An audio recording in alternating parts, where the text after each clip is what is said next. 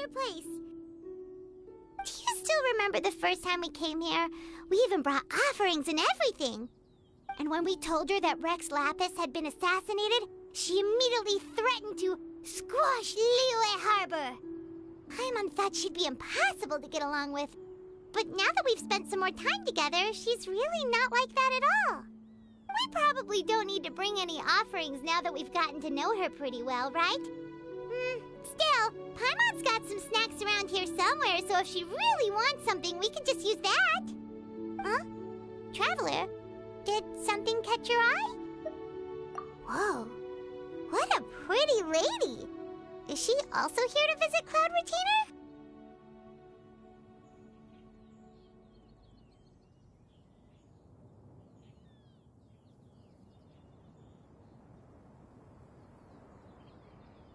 Yeah, you're right. All it takes is one look and you can tell she's someone special. As expected of that bird lady, really. She must have a whole bunch of Adepti friends from all over the country. Okay, but if we're both friends of Cloudretainer, then we're basically friends by association, right? Want to go up to her and say hello? Helping you make more connections is a part of Paimon's job as your reliable guide. Paimon's got this.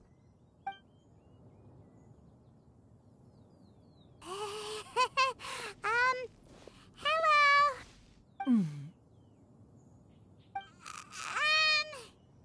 Paimon is Paimon! And this is the Traveler.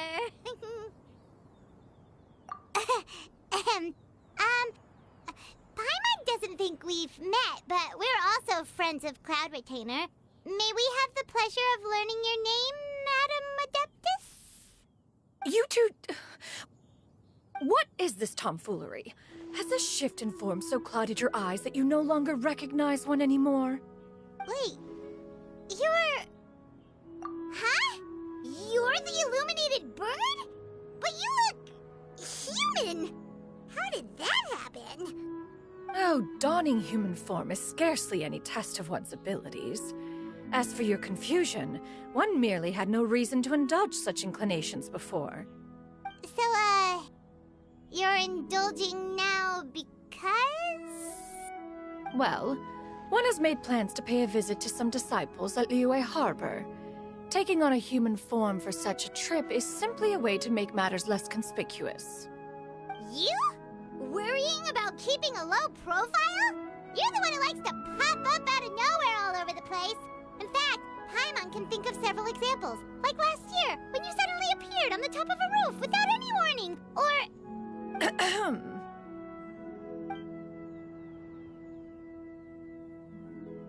Hey, didn't we agree not to bring that up unless she asked? Oh? So you have taken care to follow the proper rules of etiquette after all. Most commendable.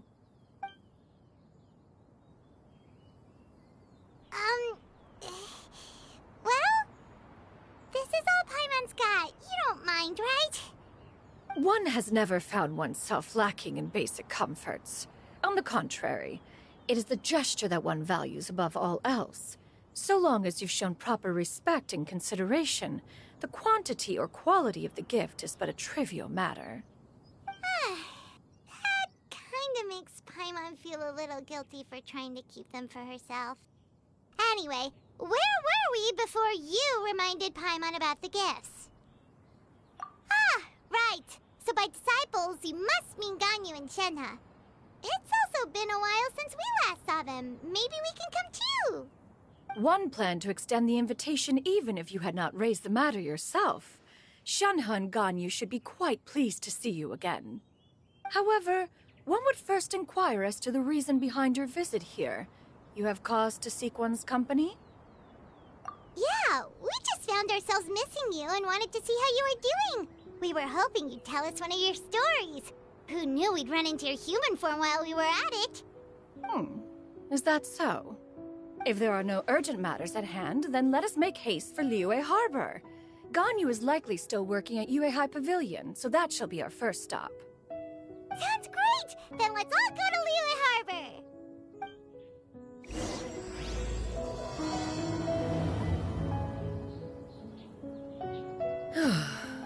Ganyu has been quite busy with work as of late. One can count on one talon the number of times she returns to Mount Outsong each year. Xianyun has also secured employment recently.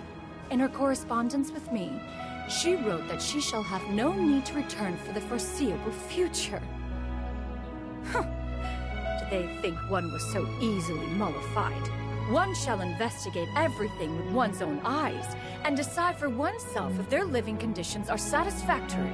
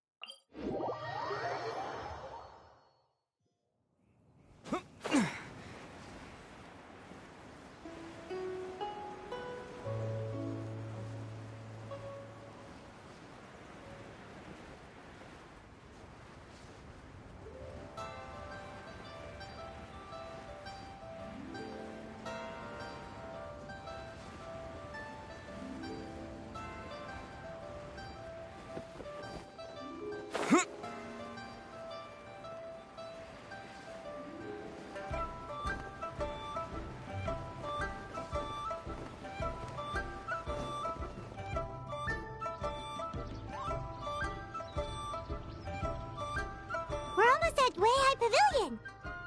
Hey, do you think Ganyu will be shocked to see cloudretainer like this? Guess we have no idea if Xianyun and Ganyu have ever seen her in this form before. Wait, where did she go?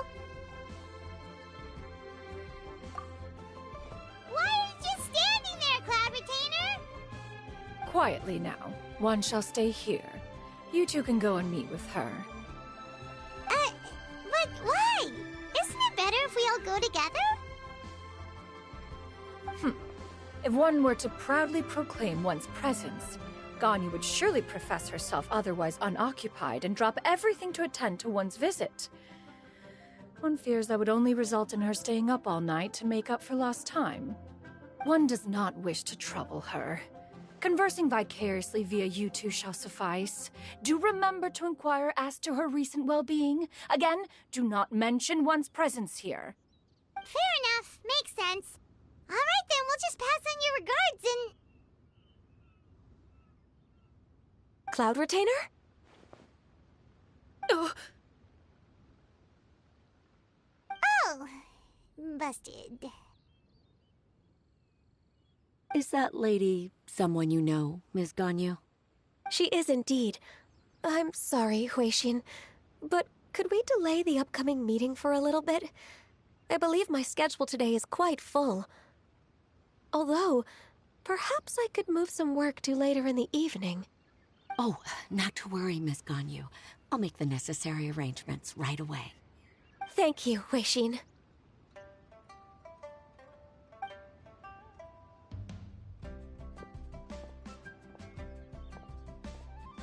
It's been a while, Ganyu.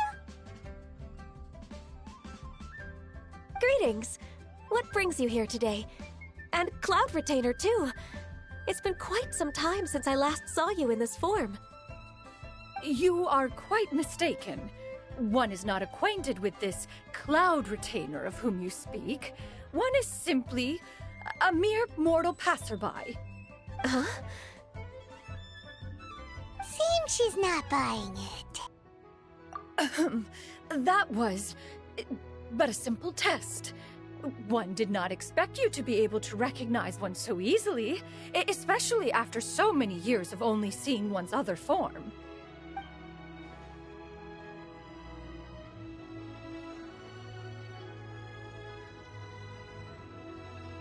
But recognizing you is, my responsibility as your disciple. An apt observation. One was simply passing by while attending to some important business. One thought it would only be fitting to pay you a visit while in the area. Wait, Paimon wasn't aware of any important... Cloudretainer's right! We've still got something super important to do, so we can't stay here for too long today. Oh, is that so? But it's been so long since we last saw each other. One simply desired to see you and had no intention of interrupting your work. A quick conversation should suffice for today. A more involved reunion should wait until you find yourself less occupied. I understand. That should be fine. While one acknowledges the amount of work that you have to deal with every day, one must also remind you to rest. Though Adepti blood flows through your veins, excessive exhaustion will still cause grave harm to your body. It still makes one nostalgic to see you as you are now, respected and independent. When you were young, you oft begged one to cuddle you to sleep when you suffered from nightmares. Cloudretainer! Stop! If you insist. We are running short on time regardless, so one will refrain from going into each and every story. Why don't you continue your conversation? One shall simply stand by and listen. Wow, you've been to so many new places since the last time we spoke. If you ever need anything, please just come find me at Yuehai Pavilion. Also, forgive me for my presumptuousness, Cloudretainer, but if you plan to continue appearing in this form, don't you think it'd be helpful to adopt a human name? A human name? Huh. You raise a valid point. Considering the sheer extent of one's renown, Cloudretainer is surely too recognizable as a name. You really think so? Not that you're not famous or anything, but that famous? You presume to know the extent of one's illustrious achievements. One would hardly think such a thing to be possible. Nevertheless, Ganyu's advice cannot be ignored. From this point on, when in public occasions, be sure to refer to one as Xianyun. Xianyun? I assume that's a reference to the full record of Pristine Pavilion. An adeptus of years past would rise with the clouds and rest with the moon. They were enlightened and wise, free and unfettered. The writer referenced Master's name to describe her carefree and spontaneous nature. Oh, that sounds super cool! Paimon feels like only the most powerful of Adepti could rise with the clouds and rest with the moon. Actually, those lines were originally written to describe Cloudretainer herself. Huh? Wait, so you're really that powerful? And what of it? Did you truly take one to be nothing more than a bird of bigger than average size? Not exactly. To be fair, Cloudretainer rarely speaks of her past accomplishments. The tales of her past can only be found in ancient texts. It is said that once, a long, long time ago, there was a severe drought in Liyue. Left with no choice, many people left their homes, while others spent day and night praying to the Adepti. Although I did not live through such tragedy, simply reading about it is enough to gain a visceral understanding of all the pain and desperation during that time. On top of the drought, a noxious gas also began to spread through the land. If not for Cloudretainer's efforts, much of Liyue would be nothing more than a barren wasteland today. The books had this to say about what happened. Upon arrival, the Adeptus borrowed the wind to retain the clouds. Immediately, the clouds gathered together, and abundant rain burst forth from the heavens. Drought and plague were both driven away, and the people were saved. Wow, that's incredible! Mortal records add embellishments to dramatize past events. One did merely what one ought, and even if one had not interceded, the other Adepti would surely have stepped in to help. Even so, you stopped an entire drought! Can you really control the weather like the book said? Oh, Paimon suddenly has a lot more respect for you. So it was Paimon's bad for calling you Illuminated Bird before. You're not too mad, are you? How laughable. A name is but a simple label we carry with us on our journey through the world. Why would one be offended by such a trivial matter? That's a relief. In that case, Paimon will continue to call you whatever feels right in the moment. Well, that is quite enough ancient history for now. Ganyu, have you had word from Shenhe? One has heard that she procured a job recently. Have you any thoughts on her workplace? And what, pray tell, of her monthly remuneration? Moreover, does she find herself overly inundated with work? Is she allowed time off during Lantern Rite? That is a lot of questions. There is no cause for concern, Cloudretainer. I introduced Shenhe to her employer personally. Wanmin Restaurant's business has been booming recently. So, with Chef Mao being swamped with customers, and Xiangling still off and out in search of new recipes, I introduced Shenhe to staff the restaurant. I see. Most excellent indeed. One has had the pleasure of being introduced to that family. Xiangling is kind and astute, while her father is loyal and reliable. One has no cause to believe that they will make Shenhe's work difficult. Now, it is almost time to partake in the victuals of noon. One shall visit Wanmin Restaurant in person and see how Shenhe is doing. Huh?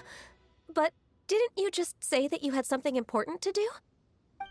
Can that wait until after we've eaten? You may return to your work, Ganyu. One shall see to this matter on one's own. There will be many an occasion to dine together in the future. One is certain the opportunity shall present itself most readily. Of course, Cloudretainer. Please take care. Traveler, Paimon, I'll see you some other time. See you around, Ganyu! Whew. Paimon was pretty quick on the uptake there, don't you think? As soon as you mentioned important business to attend to, Paimon realized that you were just looking to cut the conversation short and not take too much of Ganyu's time. Is Paimon right? No, in fact, it was not an excuse. One is indeed visiting Liyue Harbor for an important purpose. Wait, for real? The moment is not yet upon us. Still, the truth will be revealed to you in time. Huh. She really seems to be playing up the whole mysterious Adeptus thing right now. Is it because we just heard that cool story about her powers?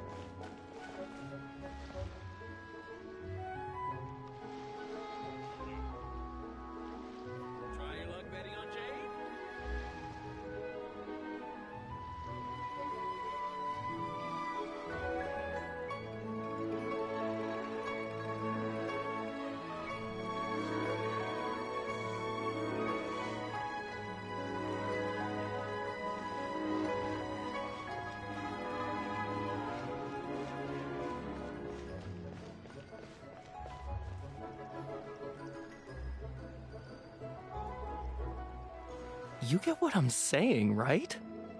Yeah, how can I not? Not even fine food is enough to distract from the presence of a fine lady, eh? Oh, I'm far more interested in getting her details than ordering any dishes. Hey, how about you ask her? You do it. No. I think you should. Wait, she's coming. What can I get for you today? Greetings, miss. I was just wondering if you'd be willing to... What would you like to order?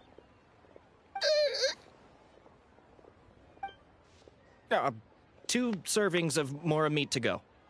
Good chat. Bye.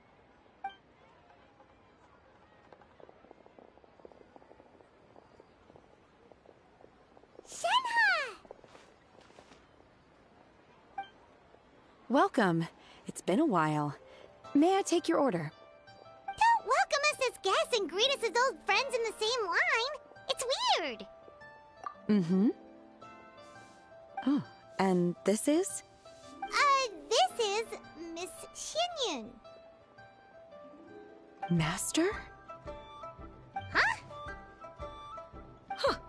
One does not recall ever revealing this form to you before. How were you able to ascertain one's true identity with such ease? I've trained and lived with Master for more than 10 years. I would recognize you no matter what form you take. You... Is something the matter, Master? Hardly. Hardly.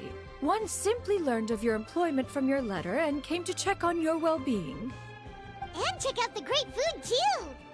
Indeed. It's almost lunchtime. My apologies. I'm still on the clock and can't talk for very long. Well, if it isn't the Traveler in Paimon. Are you here for Shenhe? The lunch rush isn't in yet, Shenhe. So I've got things covered for now. Go ahead, sit down and enjoy some time with your friends. I'll let you know if things pick up. Thank you, Chef Mao. Woohoo! Listen, let me tell you how. Cheap and tasty chop suey! Wow. Leo's really got a lot going for it.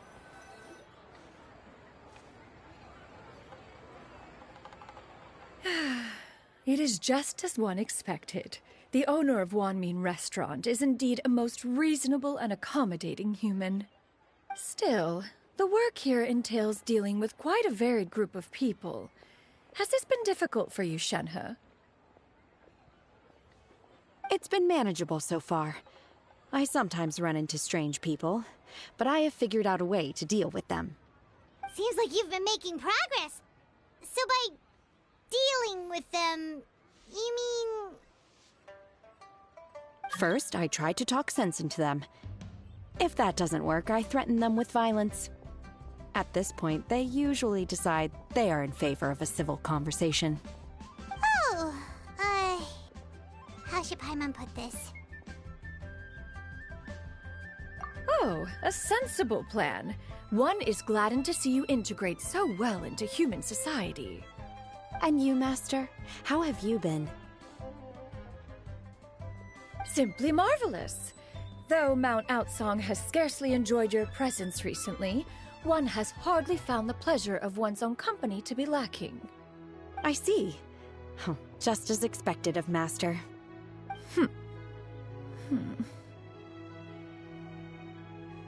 I have missed Master quite a bit too. Even though work has been busy lately, I've already had a conversation with Chef Mao about taking some time off soon to visit Master. Oh, you did?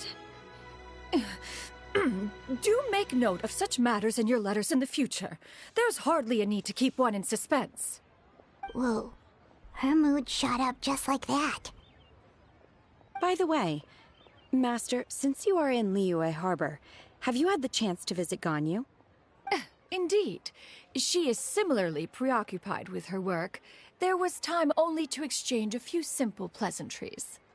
Ganyu told us the story of Cloudretainer's name. It was amazing. We never knew how powerful she was before. I see. In that case, allow me to also share a story about Master's past. Oh? Is that a problem, Master? I believe this to be a good topic of conversation.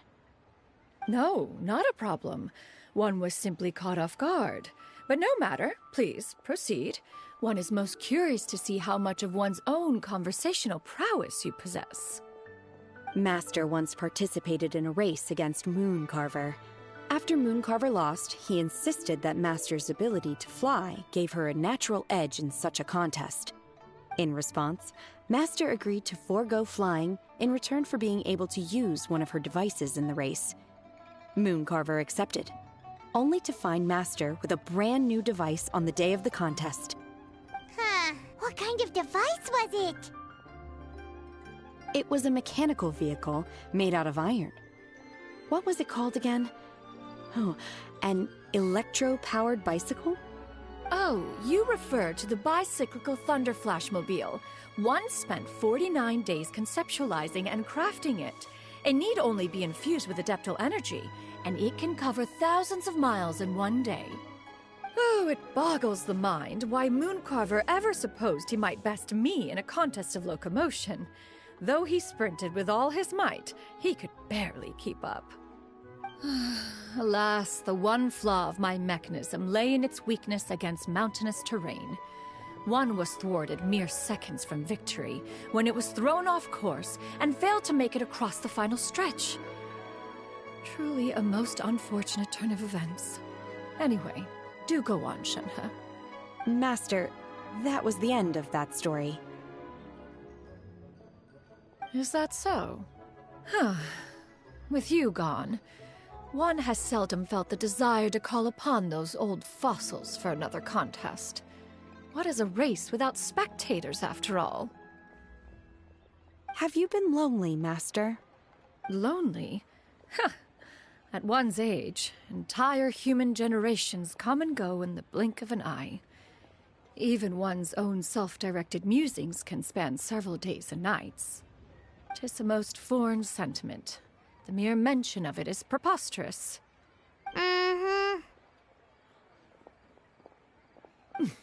What is the reason for that look upon your face? It's nothing. It's just... Well, Paimon gained a lot of respect for you after listening to that story of you summoning the rain and everything. But all it took was a few words out of your mouth, and it's like you're back to being that illuminated bird again. Paimon's just a little bit confused. Which one of the two is the real cloud retainer? To me, they are both, Master. One is the master that's widely revered by the people, while the other is the master that I respect and adore. Huh. One finds oneself exalted yet again with sweet words of praise and flattery of a most extravagant nature. You chose to exalt one with your words, yet you refuse to grace Mount Outsong with your presence for any extended period of time. One would almost question the sincerity of your estimations. This is not to say that your words paint an inaccurate picture. One has always lived by a single ideal. Eschew all action and abide by no rule. One does as one pleases and speaks as one pleases. Others may critique or praise as they see fit, yet one places little weight in such judgments. She got what, 2 sentences of flattery from her disciple, and it's as if her ego is about to burst. Do you have any empty tables?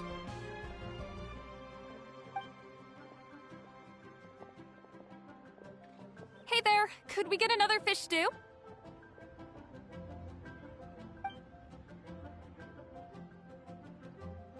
I'm hearing more guests come in. I should get back to work. Alright, good luck with the lunchtime rush, Shenhe.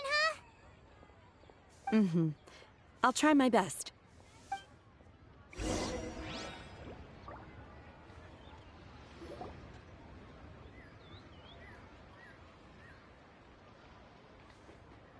much yummy food! Paimon's gonna feast! One is fond of all kinds of delicacies and delights in a multitude of flavors. The dishes here demonstrate no shortage of culinary skill. Their unique flavor profile has left one more than satisfied. In fact, one has been struck by quite the fit of inspiration. One has already begun to conceptualize the next generation of supreme cuisine machines. Everything's so tasty! A bit too hot at times, but still super tasty. I'm sorry, miss, but our tables are full. Shall we try somewhere else, Granny? But it smells so delightful. Can we really not eat here? My poor legs can't go on for much longer. Well, you could always check with some of the other guests and see if anyone's happy to share a table. Okay, I'll ask around.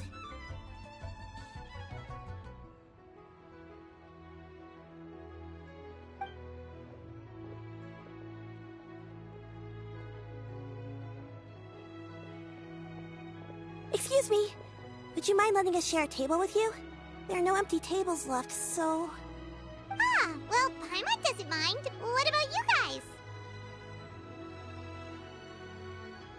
Great! Thanks so much. My name is Xianyun, and this is my granny, Aunty. Granny? Yep. Is there something wrong with that? No, Paimon's just a bit surprised. She looks so young. Yeah. A lot of people compliment Granny on her youthful looks, but she's actually much older than she appears.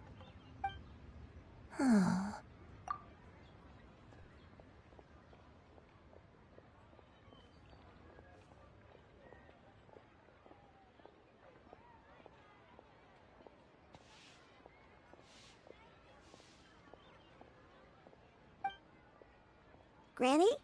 Why don't you take a seat? Come on, it's not polite to stare. Huh. Have we met before? No. 'Tis a fated meeting, then. Please, take a seat. What would you like to eat, Granny? I can order for you. I want braised earthworms. They always pop up out of the ground after a rainstorm. No, not this again. Granny, there's no braised earthworms on the menu. Braised earthworms? Well, that sounds weird. Do people actually eat that? Right, that's what Paimon was thinking too. Need any help?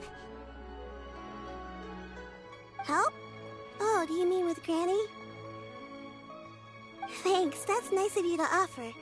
Granny has pretty bad dementia, so her memory's getting worse all the time. She's always saying things that sound kinda confusing.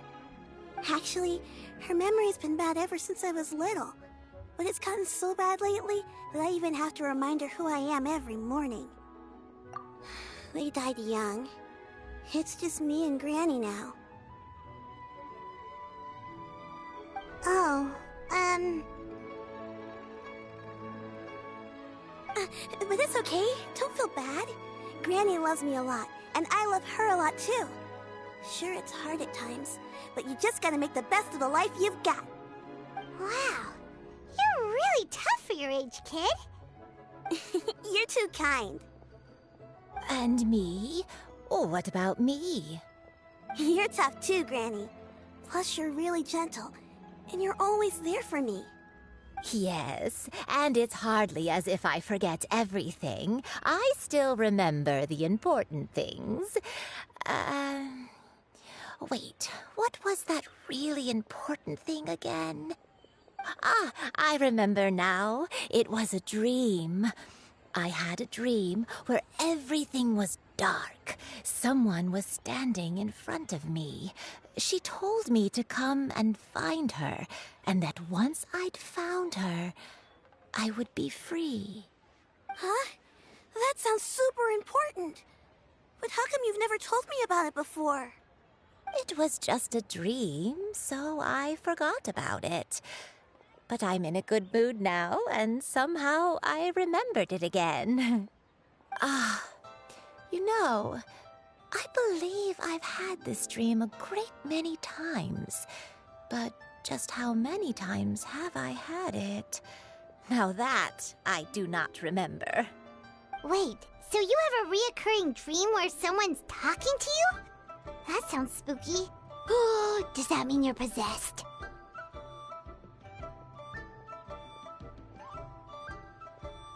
Unlikely. Her eyes are clear, and her breathing remains calm and level. One sees no signs of possession. Are you sure? Who do you take me for? Is one not an adept? Am I not an expert? You're right. Paimon almost forgot you're the expert. In that case, do you still remember what the person in your dreams looked like, Granny? Not anymore. Although, I have a sense that she looked rather like me. But not as I am now. My younger self. A younger version of Granny? This is just getting weirder and weirder. What is going on here?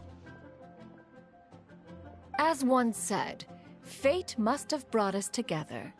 You may leave the situation to me. Are you sure? So, what are your names? Paimon's Paimon. Just Xianyun is fine. Thank you all so much for offering to help. But first, I'm sorry for asking, but, how do you want us to pay you back? Oh, we don't need any payment for this. Thank you so much. You're welcome. But Miss Xianyun, what exactly can we do to help out this granny? All we have to go off is that dream. Where do we start? That is elementary. Since her dreams portray her younger self, then we shall retrace the steps of her youth. Once we have revisited those places, her memories will likely return. Sounds like a plan. So, Granny, do you remember which places you went to when you were young? Why, of course I do. The heavens above, the earth below, the wispy clouds, and the emerald mountain streams. Okay, taking that as a no. I might have an idea. Once, when I was really little, my dad told me that Granny used to be a martial artist heroine who saved loads of people from a disaster.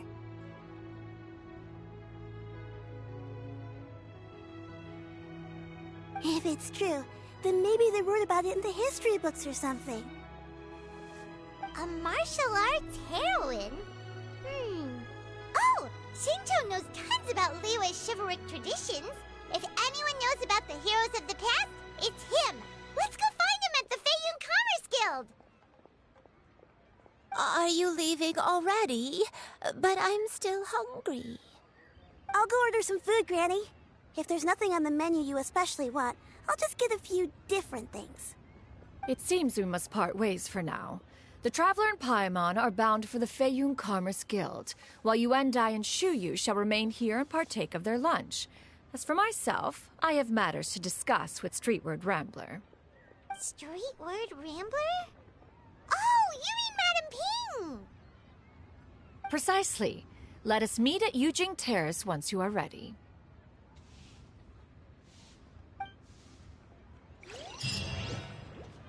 For this price, the food is unbelievable. Everyone, please, eat to your heart's content.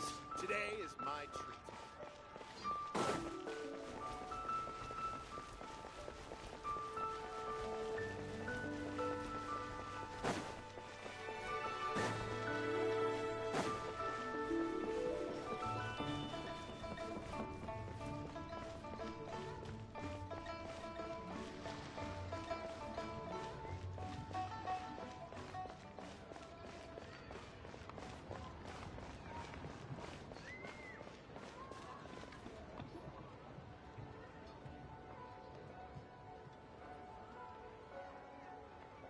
Huh.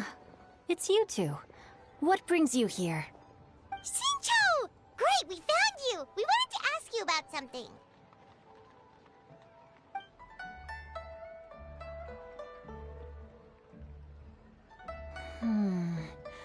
That's not a whole lot of information to go off of. I don't know if I can say for sure. I can't pinpoint her identity from your description alone.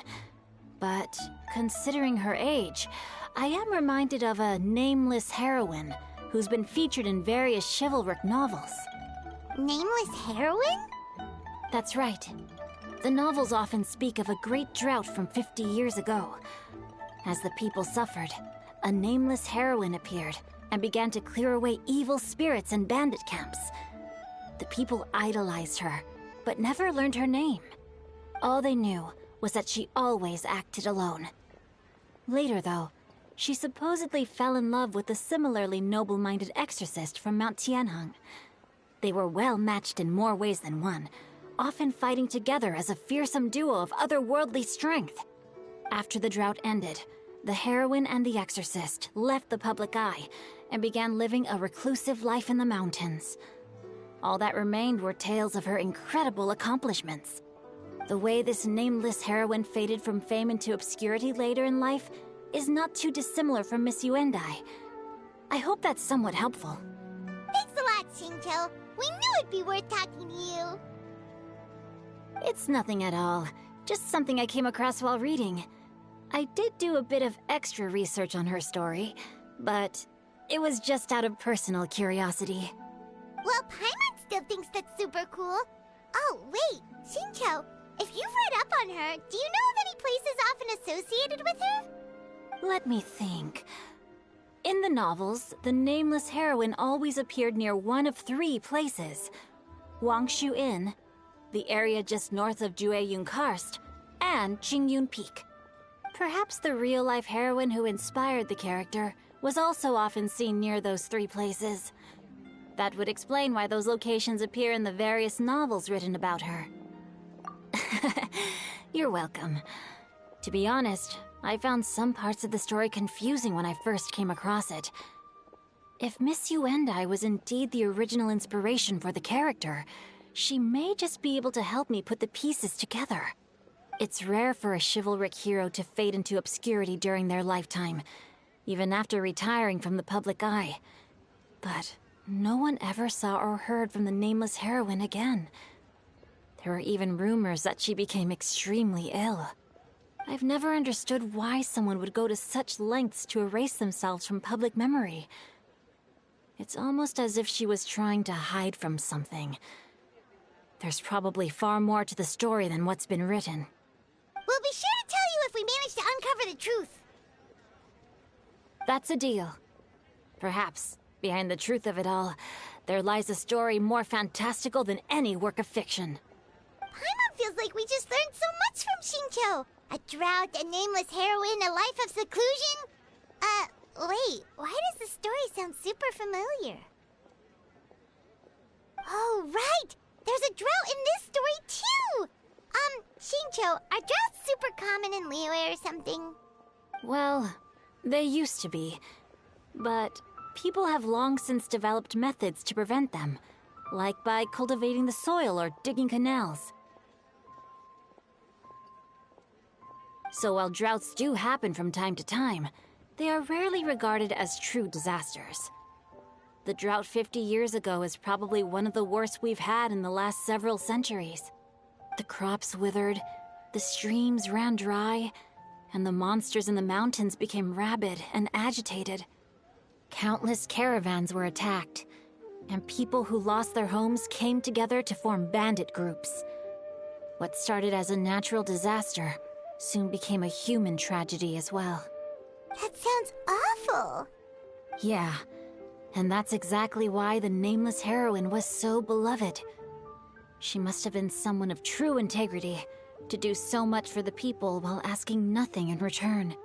Still, as terrible as that drought was, it was nothing compared to the truly calamitous disasters that befell this land in ancient times. They say that back in those days, disasters were both more severe and more common. Only the strongest of Adepti could hope to dispel the ruin and devastation. Do you have any other questions? We're good for now. We're just going to head back and meet up with Miss Xianyun and the others again. Paimon hopes that Granny Yuendai will be able to remember more of her past. She used to be a great hero who saved many people. So sad that she can't recall any of it. Anyway, we'll be off now. See you some other time, Xingqiu. Thank you so much for your help. It's no problem at all. Safe travels.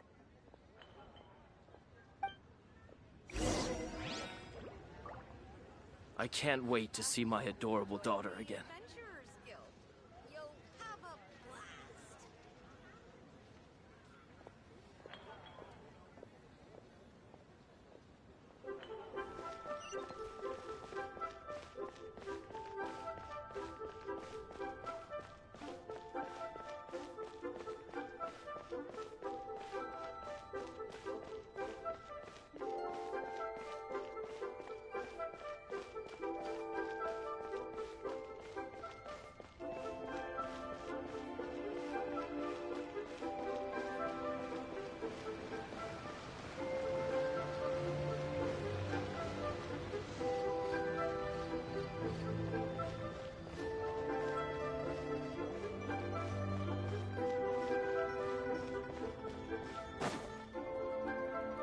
have recorded the tune that you requested. I hope it will be of help to you. Oh, thank you. Straight word... Ping, what has amused you so? Oh, it's no serious matter. I was just reminiscing about the last time I saw you in this form. Time has wrought such change in this world, and yet you appear just the same as ever. Time has little bearing on one's existence, nor has one keenly felt its effects whilst dwelling at Mount Outsong. Nevertheless, Ping, one would like to seek your counsel on a personal matter. Oh, why so formal all of a sudden? I must say, you're making me a little nervous. What is it? Well, the inquiry is as such. Approximately how much more would one need to afford a comfortable life in the harbor, not unlike the one that you yourself lead? It does not require as much as you may think. Still, do you mean that... Cloudretainer, Madam Ping! What are you two talking about? Nothing save for some trivial matters. Have you unearthed any useful details? Shinto has a theory, but let's save it for when Chuyu and Miss Yundai have joined up with us again.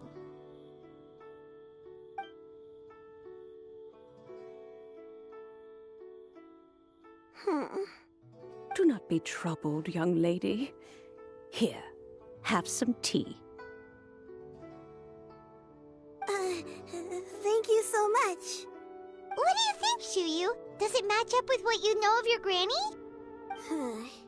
According to the story, the nameless heroine eventually fell in love with an exorcist from Mount Tianheng. Maybe that's my grandpa. I don't have many memories of him, but there was this one time I found a box in our attic full of a bunch of weird sigils. I think so too. Granny might remember something once she's returned to a familiar place. What marvelous tea. I can taste the dew's sweetness in this cup. It's as if I was taking a stroll in the mountains, thoroughly one with nature and at peace. Is that so? Then please drink as much as you like. There's no need to hurry. At our age, it's always nice to slow down and take the time to appreciate pleasant conversation among friends. Thank you.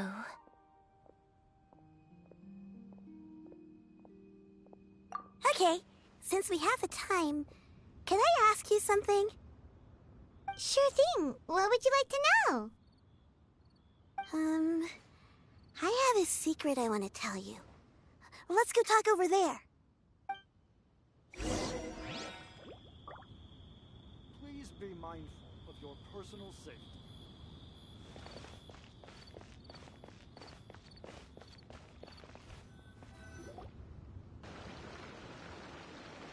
What's wrong, Chuyu? Well, I've been kind of meaning to ask ever since we started talking in the restaurant, but are you guys all adepti in disguise? Oh! About that. Well, you guys just seem super special. Plus, I think I might have heard Miss Xianyun call herself an adeptus. Oh, must have been a slip of the tongue. Xianyun, since you were the one who, misspoke, maybe you can explain to Chuyu here what you really meant by that. One is indeed an adeptus. Is that of some concern to you? Huh? I knew it. Well, one time when I was a little kid, I saw a pure white illuminated crane.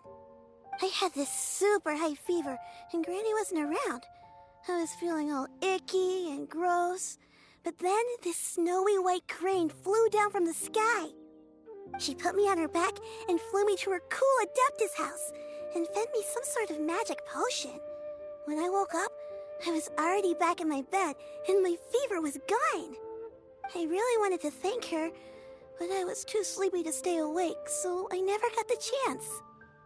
So, I just kind of wanted to ask if maybe any of you have ever met an Adeptus like that? A pure white illuminated crane?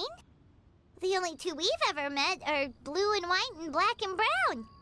Have you ever met one that's pure white, cloudretainer? Never has one met an Adeptus with such features. One surmises such a description is but a hyperbolic embellishment that oft results from narrative accounts. That's weird. Was it really just a dream then? Well, even if it was just in my head, it doesn't matter that much anyway. All I really want is to help Granny recover her memories. I'm really grateful for all your help. Leave it to us! Now that we know the 3 locations, we just need to visit them one by one. Let's go to Wangshu Inn first. Okay, I'll go get Granny.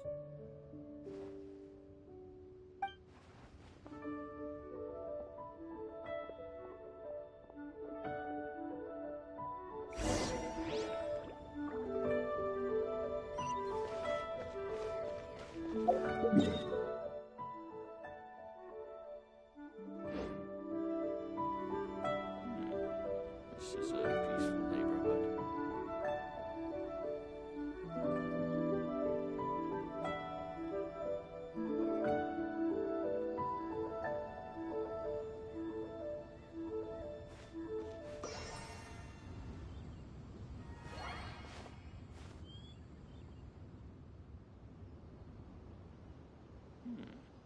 This is a peaceful neighborhood.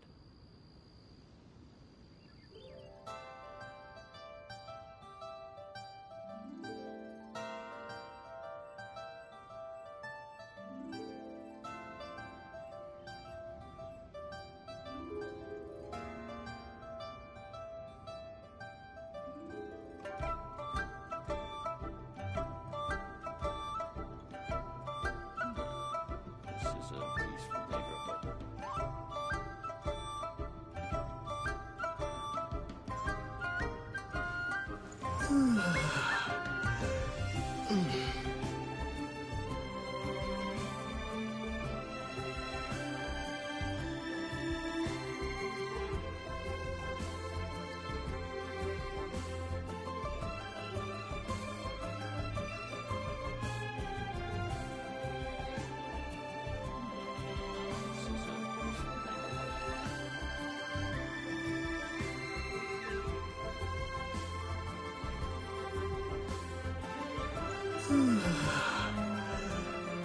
Please be mindful of your personal safety.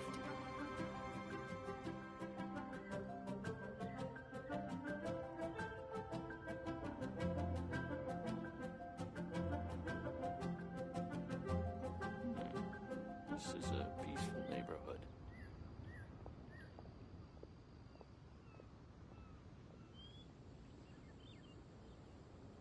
Please be mindful of your personal safety.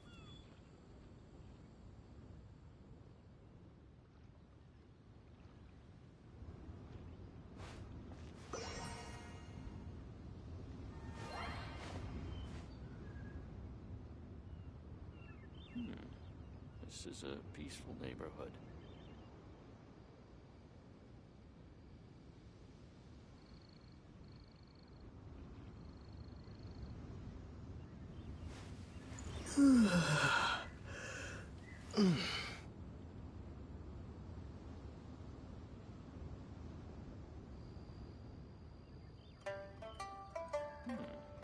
This is a peaceful neighborhood.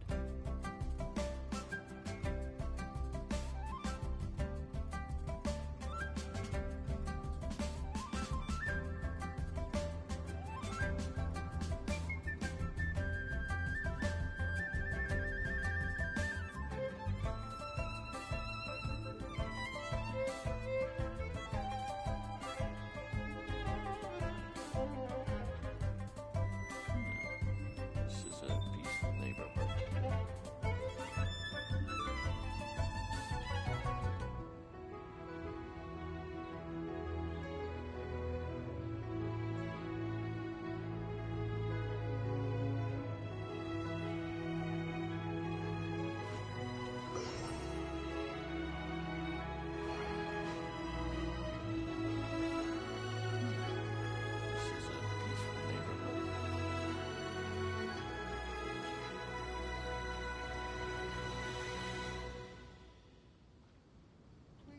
mindful of your personal safety.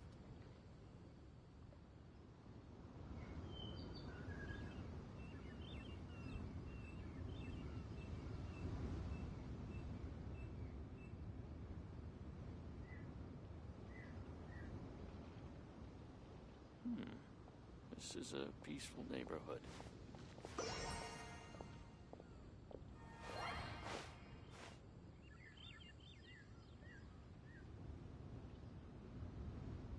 Please be mindful of your personal safety.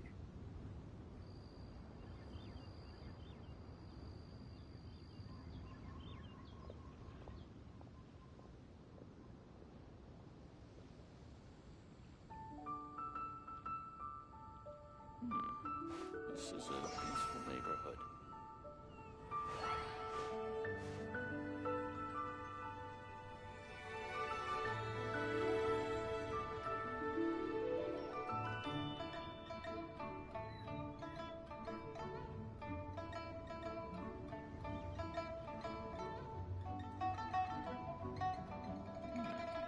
This is a peaceful neighborhood.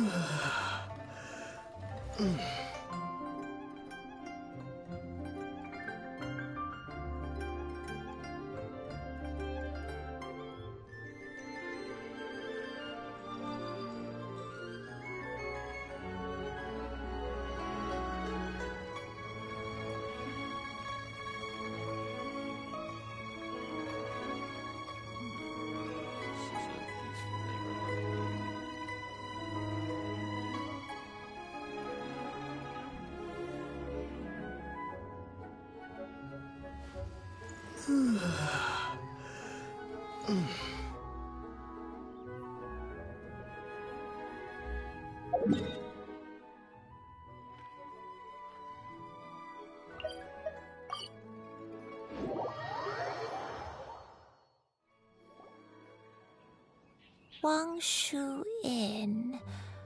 Wangshu Inn. Do you remember this place, Granny? Yes. The fish here is very delicious. And if you look out into the distance, you can always spot a bird that's been left behind by its flock. I believe I used to have a room here. It had a window. Yes, I spent a lot of time looking out that window. Which room was it again? Let me look. I'll come with.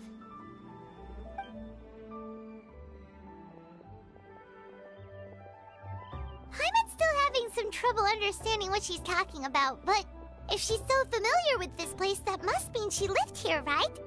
Wait, huh? Whoa! Shell! What are you doing here all of a sudden? You scared the living daylights out of Paimon! I sensed a non-human presence and decided to come take a look. If you're here, then there's likely no trouble afoot. I suppose there's no cause for concern. It's been a while, Cloudretainer. I see you have returned to your previous form.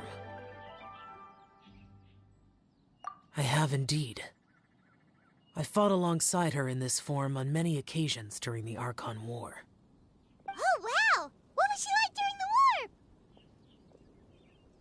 Oh, wait, let Paimon take a guess. Was it anything like this? Behold, the glory of one's newest invention, the Bang Bang Continuous Fire Mechanism. Hands up and surrender, or be prepared to face the full might of the Adepti. An impressive imitation. Paimon knows her all too well. Even so, Cloudretainer was not always as ostentatious as you describe. You may be unaware, but her talent with Adepti sigils is just as formidable as her skill in mechanics. The Archon War reached its peak after Guizhong's death.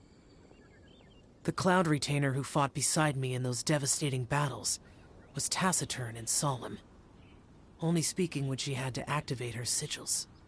A Cloudretainer who barely talks? Paimon can't picture it. But what happened after that? If you were so powerful in your human form, why did you decide to take up your bird form again? Once one had bid farewell to the world of mortals, what use would one still have for such a shape? When dwelling between mountain and forest, away from the struggles and troubles of the mortal world, a mortal form is hardly the most fitting of choices. After the war, Cloudretainer retired to Mount Outsong, only revealing herself to the occasional visitor, and always in her avian form. Although I do believe there was an occasion some 30-odd years ago when she decided to don her human form. I believe it was for the purpose of... One believes there is little need to relive bygone matters. Granny, are you okay? Back then, at this place, Perhaps this conversation should end here. I shall take my leave now. Should you encounter any trouble, you need only call my name. However, given that you are traveling with Cloudretainer, I trust you are in good hands. Everyone! I think Granny is finally beginning to remember her past. Slowly now, calm your mind and recount what has been recalled. A long time ago, I stayed here to recuperate from my illness. Huh. So what Shinto said was true! You did fall ill! Was that why you went into hiding? I don't remember. I'm very sorry, but I can't even remember the name of my illness. The only thing I can remember is that it took a great toll on me, and there was no cure for it. I was confined to my room in Wangshu Inn, where I spent many days unconscious. I'd come to every once in a while and stare at the migrating birds outside the window. It was a solemn sight. I remember crying, but I'm not even sure I knew why. One day, I met a traveling merchant. Upon hearing of my illness, he sold me a bottle of soul-revitalizing tea pills. He told me that the pills were concocted using Adepti blood and could be used to alleviate my symptoms. Sure enough, I made a full recovery. My illness remained dormant for several decades after that. Wait, but if your illness remained dormant for several decades, are you saying that what you're going through now is just a relapse of what happened all those years ago? And it was all thanks to the pills that you managed to keep the symptoms in check? Paimon's brain kinda hurts. Do you remember anything else? I'm sorry, I don't. Oh, if only I wasn't so useless. Hey, you're not useless. You've done so much for me. Watched me grow up. Raised me. How could you say that about yourself? Oh, fret not, dear child. Granny was just a bit frustrated. That's all. The recovery of a person's memories is a gradual process. Finding pieces of one's past is always superior to not finding anything at all. Let us make haste to the next location. Next location. Next location. Oh, why don't we go to the area north of Dwayunkars next? There isn't really a landmark there, so where should we start? Oh, Paimon's got it. Let's check out the houses in the area first. After all, if she was there for any length of time, then she would have stayed somewhere, right? Oh, Paimon's really got her thinking cap on today. At this rate, we'll recover all of Granny Wendai's memories in no time.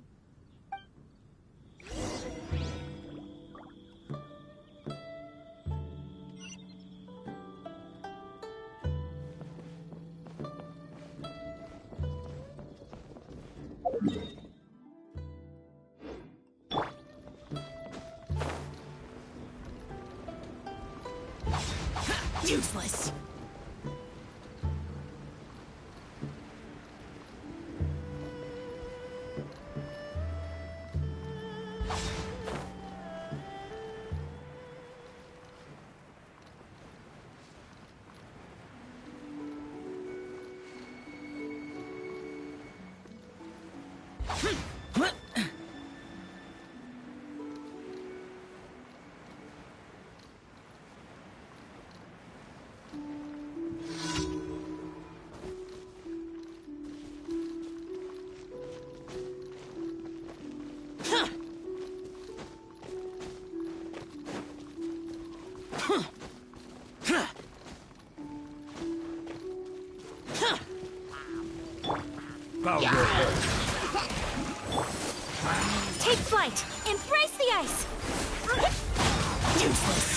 be sanctified.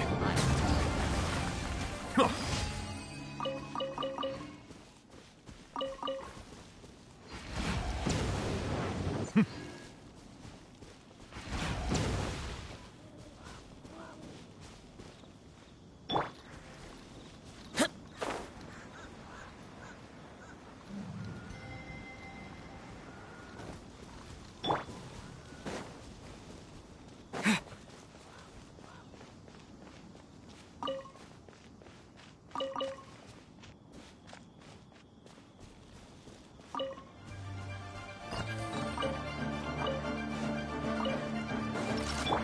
Silence! Whoa, why are there so many treasure hoarders here? Guess it's time to round up some bad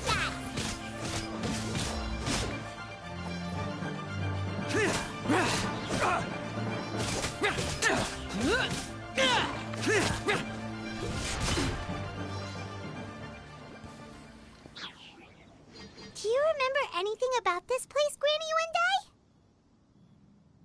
Let me think. I feel like I've been here before, but I don't think I stayed here too long. I might have just rested here briefly before continuing on my way.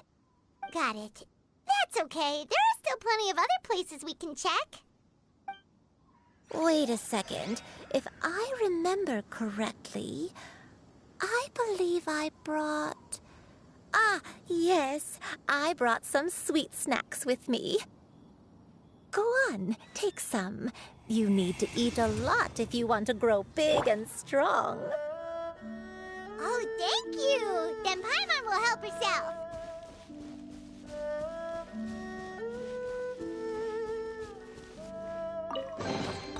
Is this an answer from this world?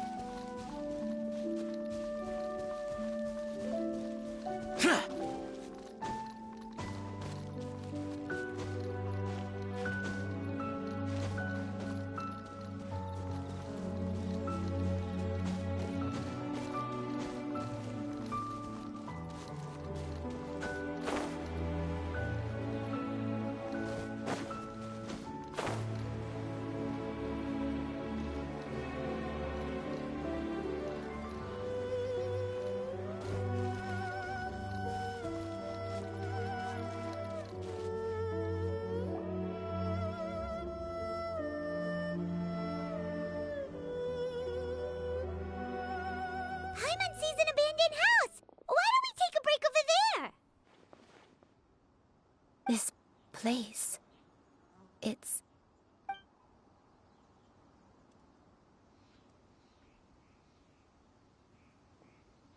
Did you remember something, Granny? I remember. Xianyun. This is where your father was born. It was a moonless night. I had been injured, so your grandpa was supporting me. We fled together with some being in the fog behind us in hot pursuit. I had exhausted my strength when the labor pains came on, so we took refuge in this house. Your grandpa set up a barrier outside, but neither of us knew if it could hold the monsters back. I remember that night. I remember falling to my knees, reciting a prayer over and over. I alone am the source of this sin.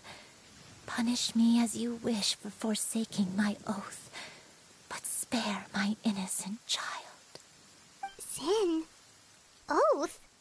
Did you do something wrong? I don't know. I don't remember. I only remember praying in the darkness with all my strength until the sun finally rose again and the fog cleared out. Eventually, The house was filled with the sound of my baby's first cries. That baby was your father.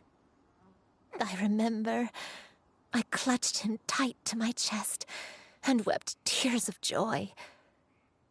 It was the first time I'd ever felt such happiness in my life. My dad? He was my pride and joy, and so are you, Xianyun. You're so much like him, and I love you both so much.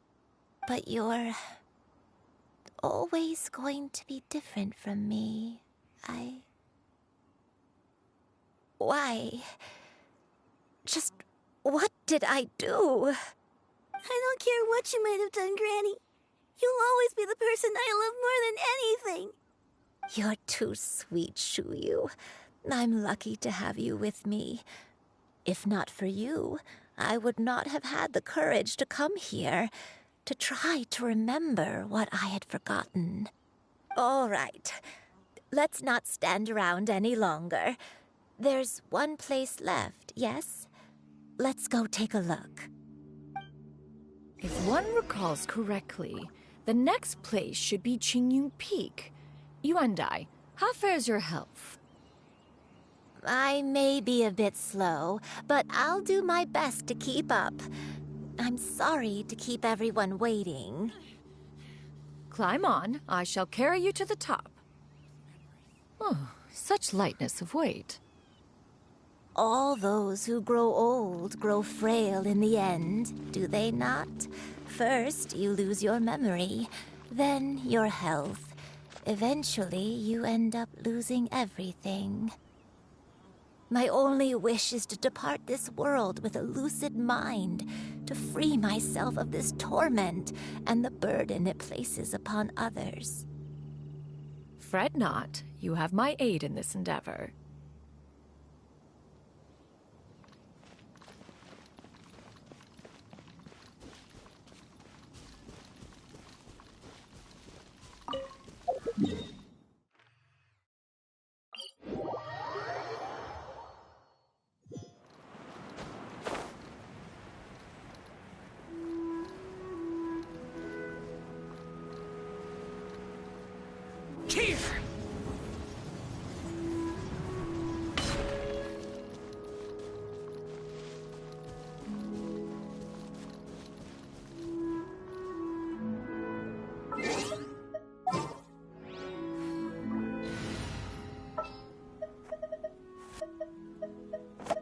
Leave it to me.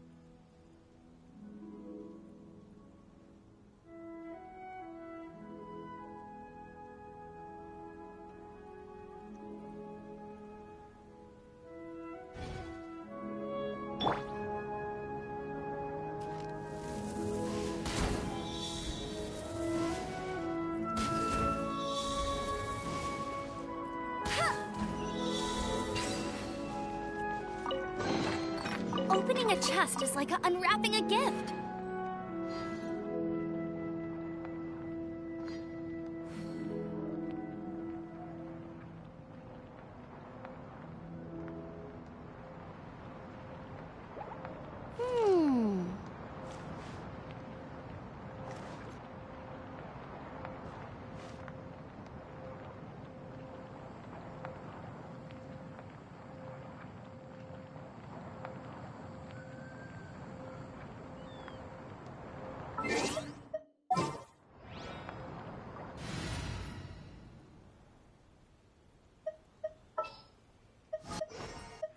The pleasure is all mine.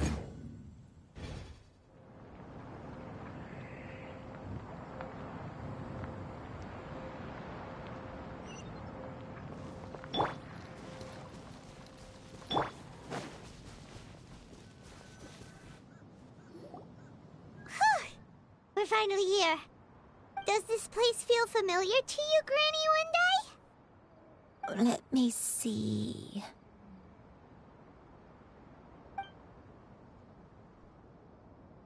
How strange. Have I lived here before? When we were at Wangshu Inn and the abandoned house earlier, though I couldn't remember everything, I still felt a sense of familiarity. I could easily picture myself in those places. But here, I don't have that feeling. Perhaps I did come here in the past, but it just didn't leave a strong impression on me. But did the stories get it wrong then? Yeah, that's true. But they're also the only thing we have to go off of. Paimon was hoping this place would jog Granny Yuendai's memory just like the others. I'm sorry to disappoint you too. It's all right. We're not going to give up yet. We'll figure something else out. Just you wait. Thank you. If only I could remember. Huh? That way. What's that mountain? Oh, let Paimon look! Huh? Isn't that Mount Outsong? Looks like we've come full circle. Mount Outsong. Mount Outsong. Granny, are you okay? Don't push yourself, Granny. It's okay if you can't remember. You shouldn't do something that makes you sad. Mount Outsong, What am I really? Mount Outsong holds some familiarity to you? It does, but I can't go back. Are you feeling unwell? My head, it feels all heavy and dizzy. What is wrong with me? Cloud... Miss Xianyun, is there anything you can do? Let us go to Mount Outsong. But... Fret not, all will be well. You and I, you have already given more than enough to the pursuit of this endeavor. You may leave the rest to me. I've prepared something that can aid you in suppressing the fear in your heart and restoring your lost memories. It currently resides at Mount Outsong. Wait, really? When did you do that?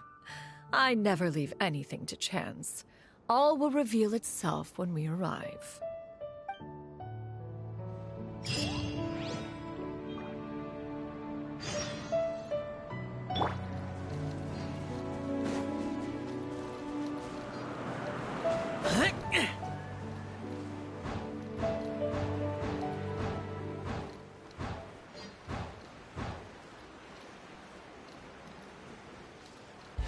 Boring!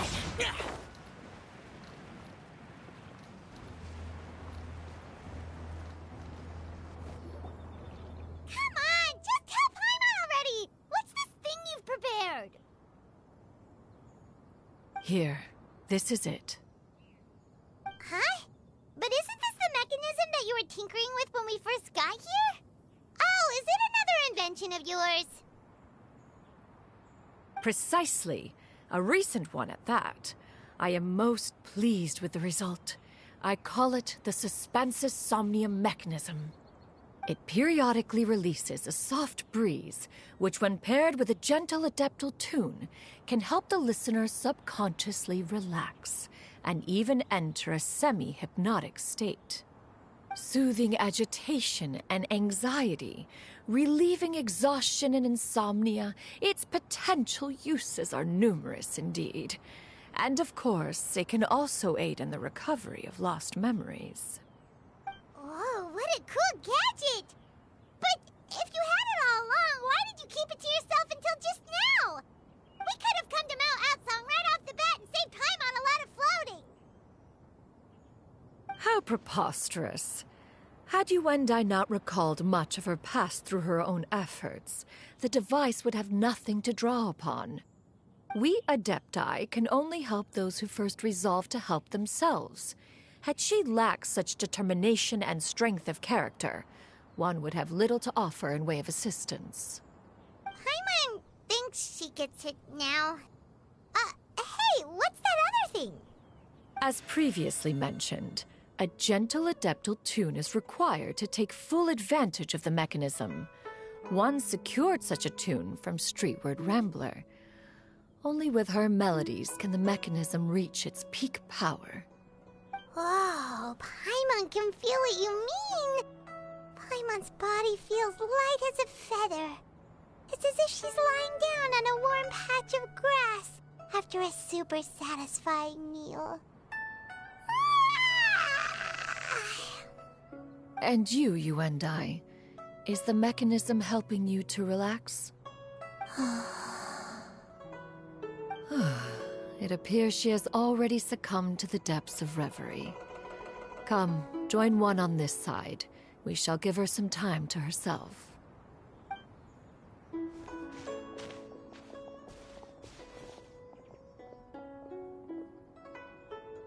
The drought is over. But why do you look like you want to cry? The potion. It's nearly run its course. I've never regretted meeting you. Not even for a second. Please. Please, no.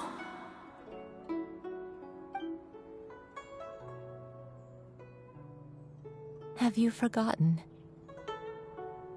This is the world you left behind. One of gentle breeze and morning dew, perfectly straddled betwixt the realms of heaven and earth.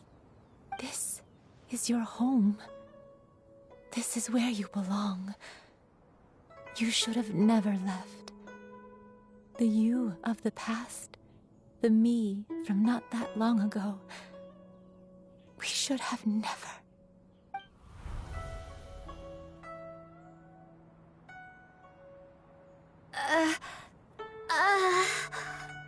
So that is the truth. No wonder this place is so familiar. Granny!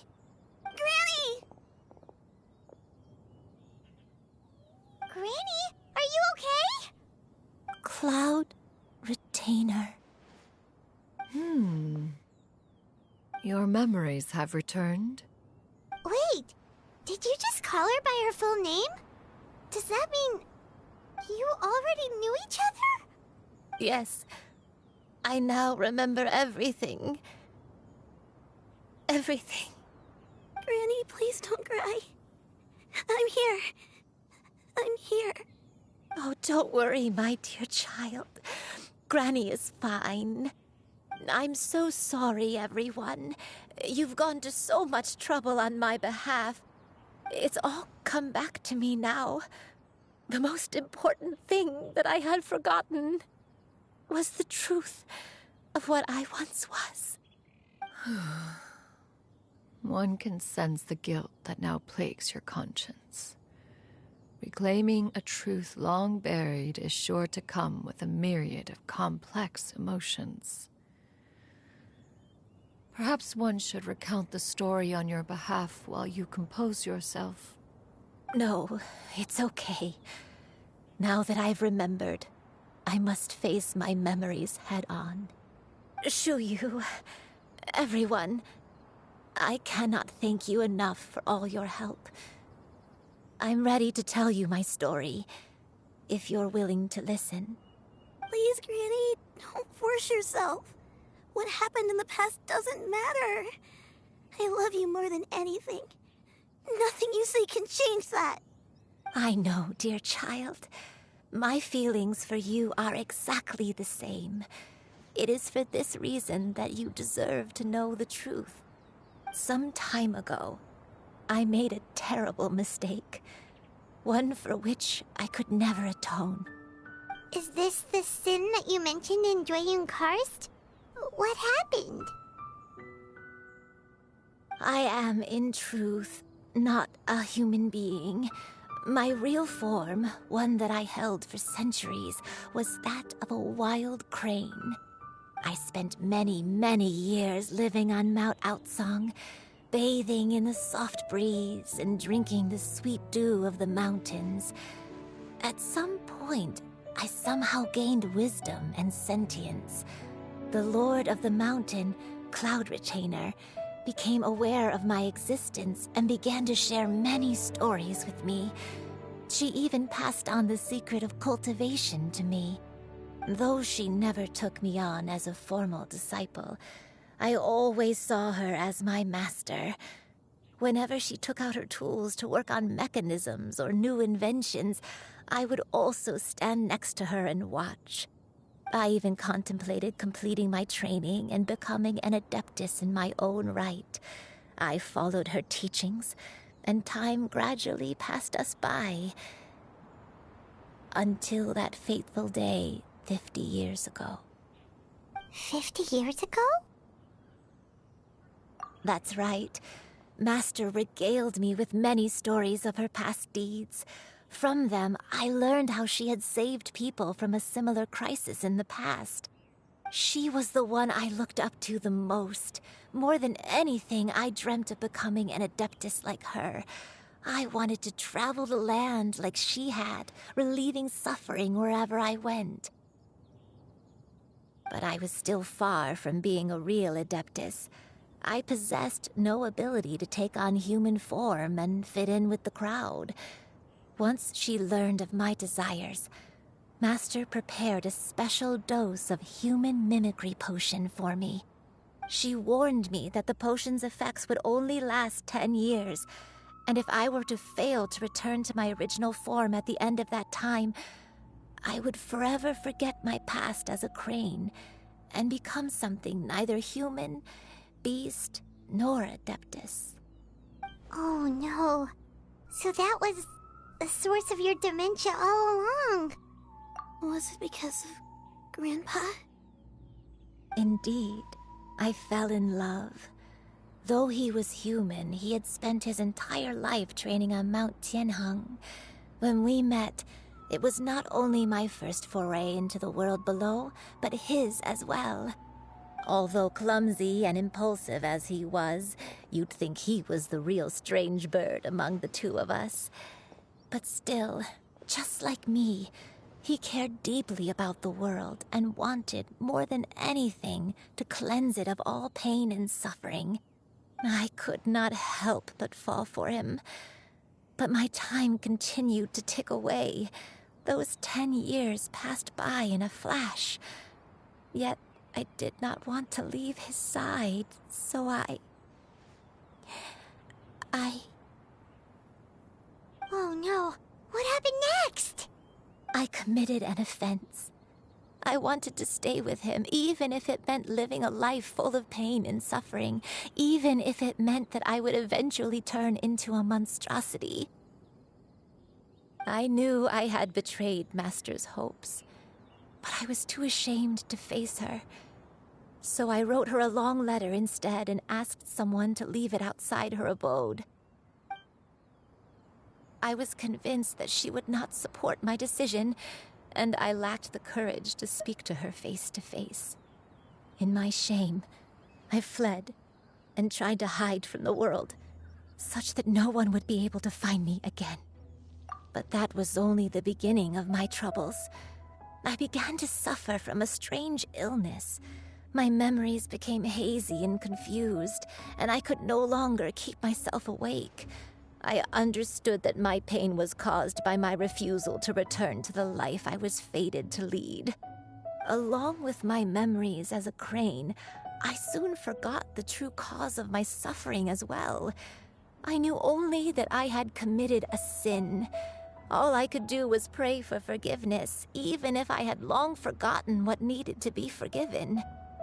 Looking back, I was beyond lucky to have come across that traveling merchant at Wangshu Inn. It was such a fortunate coincidence that we were there at the same time. If it weren't for those soul-revitalizing tea pills, I probably would have... Granny! What's wrong? Coincidence? Why did I ever think it was a coincidence? Tea pills concocted using the blood of an adeptus? No, it couldn't be. Master, don't tell me. Back then, that merchant was actually... Human custom would dictate the conferral of gifts to be in order when one's progeny is wedded, would it not? Consider the pills a symbol of one's best wishes. So when I tried to conceal my name and mistakes from the world and hide myself away in perpetuity, the only person I managed to deceive was myself. You knew where I was all along. One still remembers when you were but a fledgling. You possessed a certain fondness for a particular game. You would hide yourself among a group of wild cranes and ask one to pick you out from among the flock. One found you with such ease every time. 'Tis a truth most evident. One always recognizes one's own, no matter what form they may take. Wait! Paimon's confused! So, Cloudretainer, you found Yuendai again? But how? When? And what happened after that? Perhaps it is now time for one to recount the rest of the tale.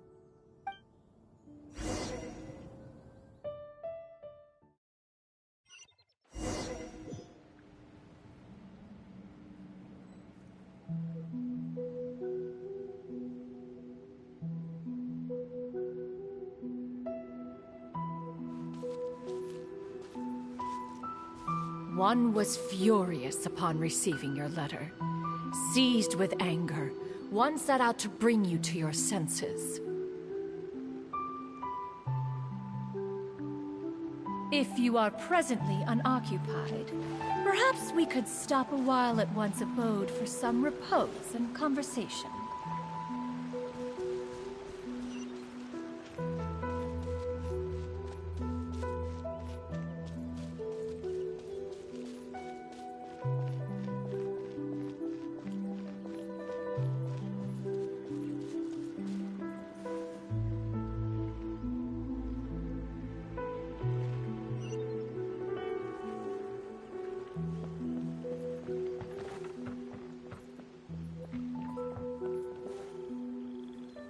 In truth, one had more than a few misgivings about your chosen partner. As an exorcist, his talent was lacking. One could hardly say his skill with sigils was any better. But soon, one came to appreciate the devotion he bestowed upon you during your illness. He never uttered a complaint and rarely left your side.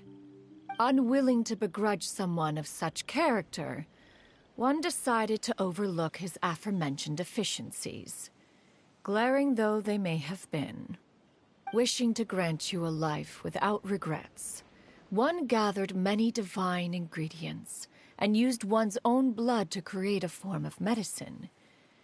Though imperfect, it managed to suppress the more dire effects of your illness. As for how to deliver the medicine, after much contemplation, one eventually decided to perform the deed oneself. One took great care to alter one's features and select the appropriate attire. Only after meticulous scrutiny did one finally set out for Wangshu Inn. As one expected, you were most ignorant of one's true identity. You showed not even the slightest inkling of recognition. One was quite torn. Should one have celebrated the success of one's disguise, or mourn the loss of your acquaintance?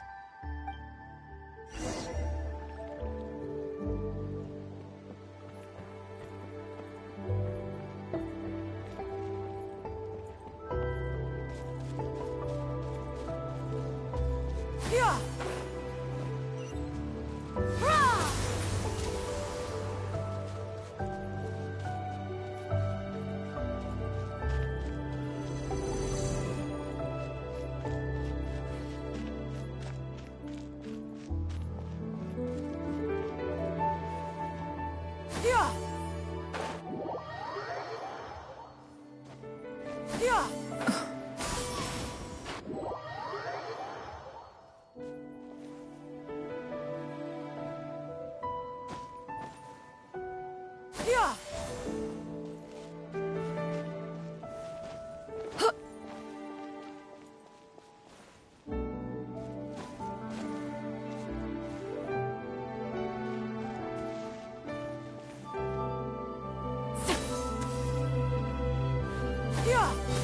Nevertheless, one would speak to you about another matter, if you are amenable. Even considering your loss of memory, one was simply flabbergasted that you could so easily forget the consequences of consuming medicine infused with Adeptal blood. Its proclivity to attract monsters is hardly that complicated of a concept to remember. To think that you tried to travel while weak from sickness and heavy with child. Had one not intervened to clear the fog, all of you would have been lost during the night.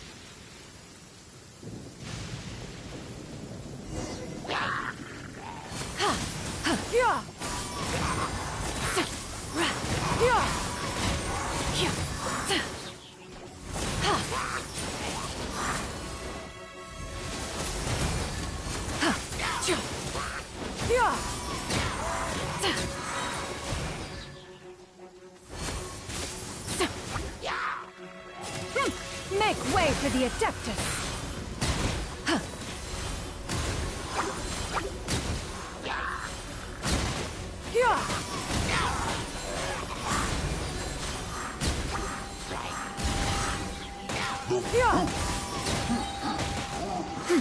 Stray clouds converge!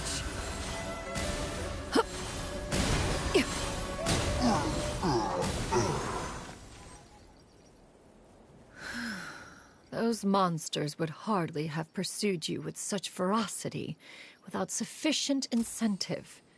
They were likely incited by the presence of godly remains. Said godly remains, in turn, were likely drawn to the trace of one scent on your body. One was, after all, an active participant in the Archon War. Some of the gods were likely shattered by contraptions of one's very making. In the end, one was relieved to see you endure through the night. At the break of dawn, one heard an infant's cry pierce through the air, and one saw you carefully cradle the child to your chest. Although certain mortal matters remain foreign to me, one could not help but be moved by your joy. To see you happy, that was more than enough.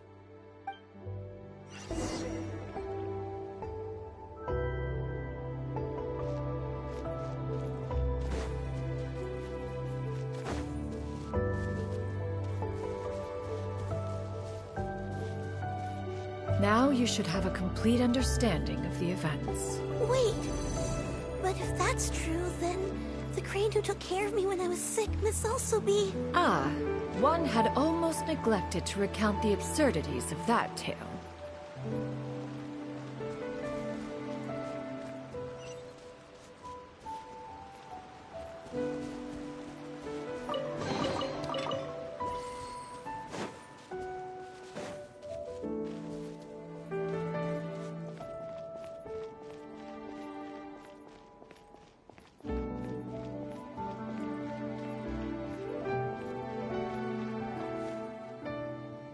Just as you and I troubled one with her antics, so did you give one many a headache. Upon finding you burning with fever, one made plans to bring you back to one's abode for treatment. However, upon seeing one's form, you began to cry, refusing to get on one's back. When one asked you why, apparently you believed that one could not possibly be a true Adeptus, because all illuminated cranes are white from tip to toe. One had no choice but to apply powder to one's body to conceal the variegated nature of one's appearance. You became more than amenable enough when one stood before you devoid of any other coloring. It bears mentioning, however, that as a crane, Yuendai was nearly entirely pure white in color. Though you had never encountered her in that form, you still recognize the essence of her being. Perhaps fate brought you two together in more ways than one.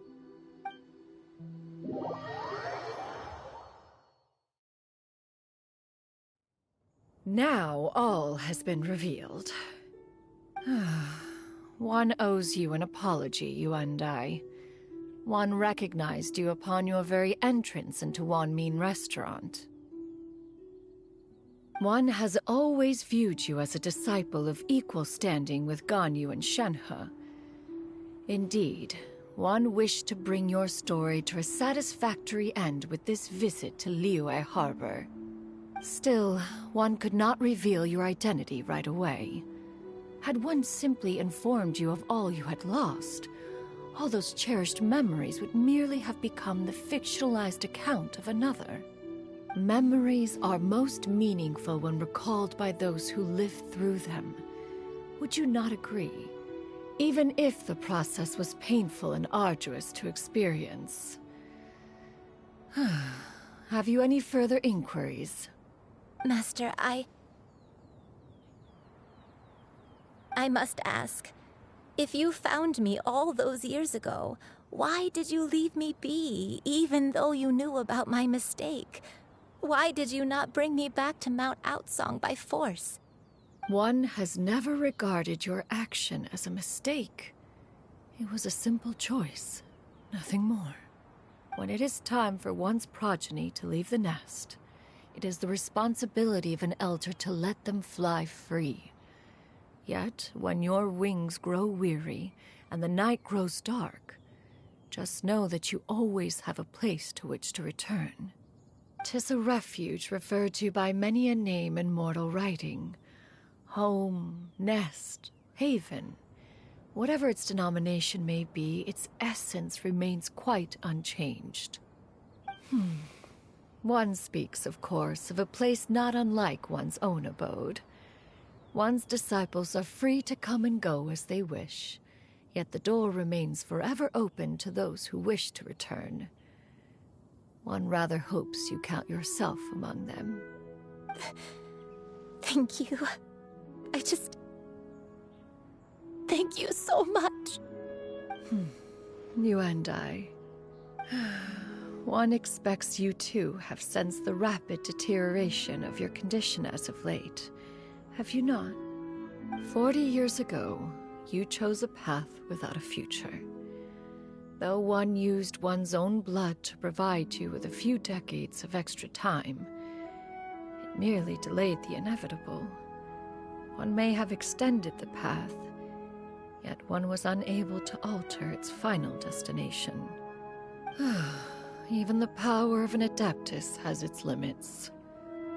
Had your condition continued to deteriorate, you would have forgotten your life as a human entirely.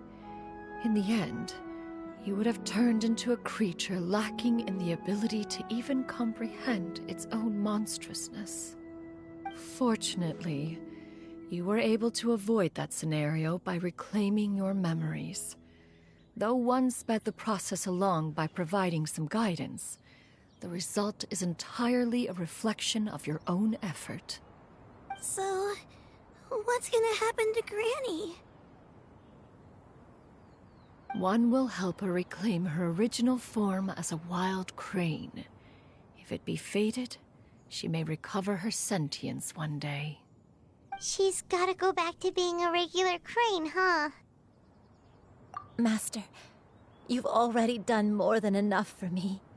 I don't know how I could possibly repay your kindness. This is a better result than I could have ever hoped for. How much time do I have left? Not long. The transformation is imminent. Granny? Please don't leave, okay? You're all I have left. Please. Don't be sad, dear child. Granny has led a wonderful life. My only regret is having to leave you behind. Don't forget to eat well, okay? A growing young lady like yourself needs lots of good food to grow big and strong. Promise Granny you'll take good care of yourself when I'm gone. I promise, Granny. I'll do whatever you say. Good girl, good girl. Don't worry. It's not goodbye forever.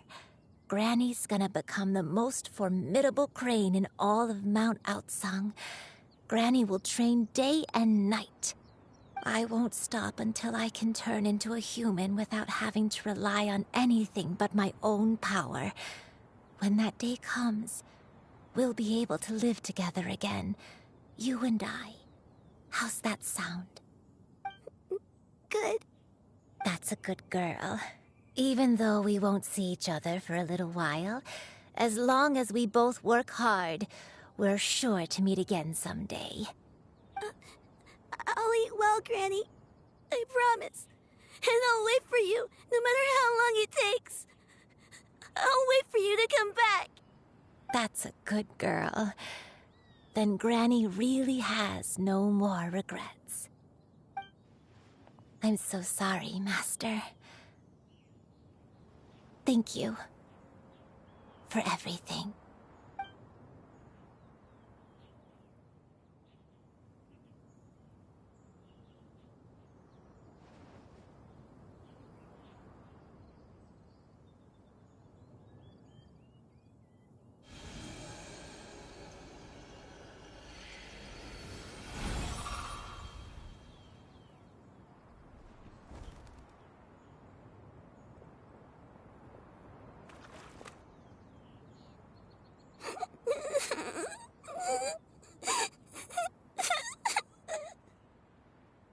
Xianyun.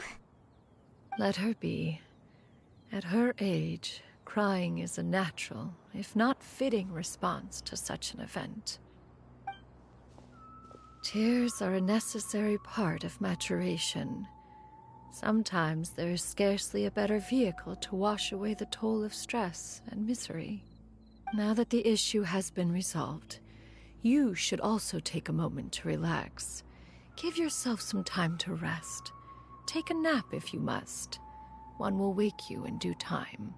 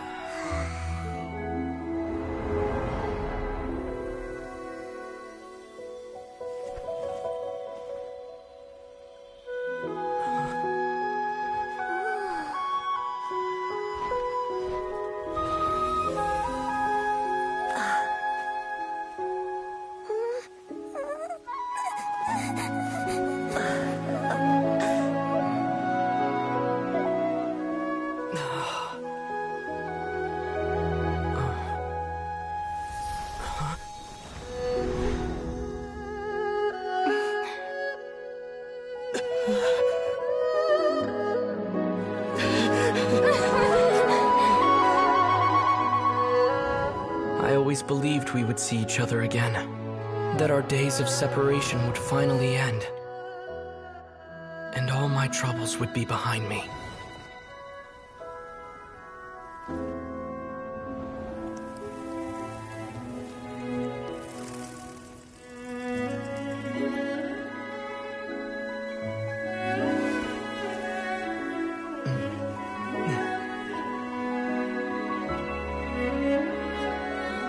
If only things could stay this way forever.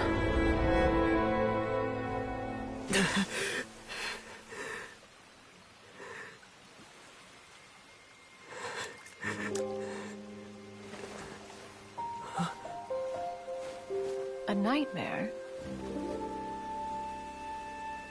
Curious. If you're relaxed, shouldn't your dreams be pleasant? It was a good dream. It's just... You weren't ready to wake up.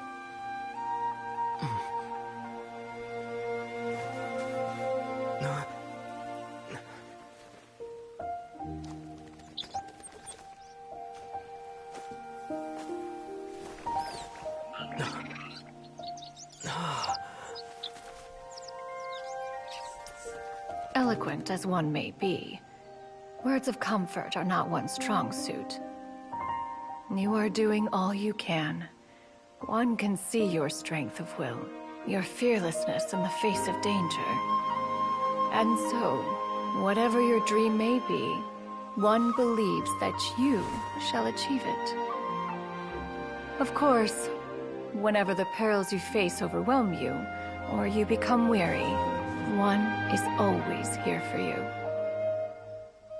After all, as an elder, it is only right to look out for the young ones.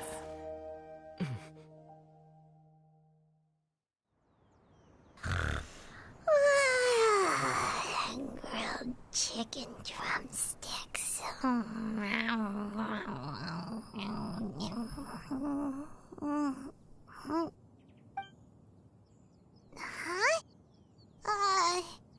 Was Paimon sleeping just now? Oh, Paimon wasn't talking to you. Paimon had a dream about eating grilled chicken drumsticks, that's all. Madam Adeptus? Oh, Xianyun, you're awake. How do you feel? I feel a little better. Thanks. I know I'll see Granny again someday, so I don't feel so sad anymore. Madam Adeptus, could I ask you something? Would you take me in as a disciple? Oh, and have you reasons for this sudden interest? I know Granny thought what she did back then was wrong. She felt really bad about it. But without that mistake, I would have never been born.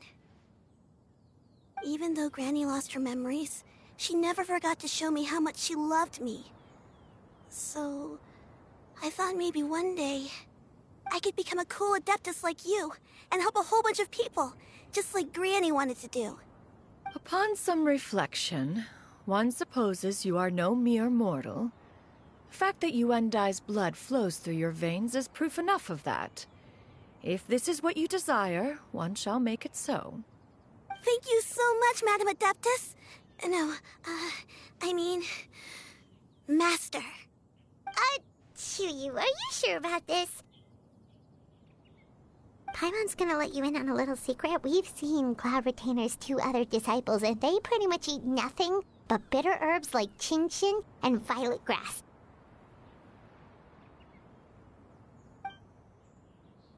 If you join them, you'll never enjoy Wanmin Restaurant's delicious cooking ever again. How utterly preposterous. One has never enforced such a rule. Every individual must find their own path to enlightenment. So long as one retains a pureness of spirit, one's dietary proclivities are quite irrelevant. Well, you say that, but Paimon's not seeing any tasty treats up here now, is she? Although Mount Outsong is rich in natural beauty, its location does preclude access to certain finer mortal comforts. That is precisely why one plans to relocate to Liyue Harbor. Xianyun shall have the honor of becoming one's first disciple in the human world. Whoa! You're leaving Mount Outsong? One has never concerned oneself with the location of one's residence. From the very beginning, one has sought only solace and peace. Yet in the end, all of one's disciples ended up in Liyue Harbor. Ganyu, Shenhe, Yuendai, they all chose a life among the mortal world. One has reflected on this fact for many years now. One can only assume that it is due to some failing on one's part as an elder or master. A failing, perhaps, of recognizing what it was they truly wanted. One is most curious as to what aspect of Liyue Harbor could have enticed them to remain there. One could hardly offer an opinion on the matter, but perhaps some time in the harbor will prove instructive. Why are you all so silent? Paimon is, just a bit shocked, that's all. So, does this mean we can grab a meal together in Liyue Harbor sometime? one has precious little time to squander. However, if one finds oneself otherwise unoccupied, one would not be opposed to the idea. One will be assuming the identity of a human while residing in Liyue Harbor. You should take care to avoid disclosing one's true identity. Don't worry, we'll help you keep it a secret. So, when can we expect to start seeing you in the city? Perhaps in 2 days' time. One has some matters to see to before one's departure. Preparation is the key to success, after all. One plans to put up various items from one's collection for sale. The earnings should provide for a comfortable living in Liyue Harbor. One has already picked out a handsome property near Chuhu Rock. 'Tis no small purchase, but what is mortal life if not one expense after another? Seems like you've really thought of everything. Then how about we meet up in Liyue Harbor in 2 days? A sensible plan. See you then. Oh, also, why don't you take this suspense somnium mechanism as a souvenir? Anytime you should feel ill at ease in the future, you may try quieting your mind and sitting in meditation as you listen to its melodies. It might help you find a new perspective. Awesome! Thanks, Cloud Retainer! Hey, didn't we promise Xingqiu that we'd tell him what we found out? Should we make a trip to the Feiyun Commerce Guild? It's totally up to you. So, about your move to Liyue Harbor, you gonna tell the other Adepti about it? I have left an explanatory note in my abode. Those 2 old fossils will discover it, I am sure, should they come seeking my company. Considering their recent penchant for going off on private escapades, however, I find myself caring little for how they shall receive this news.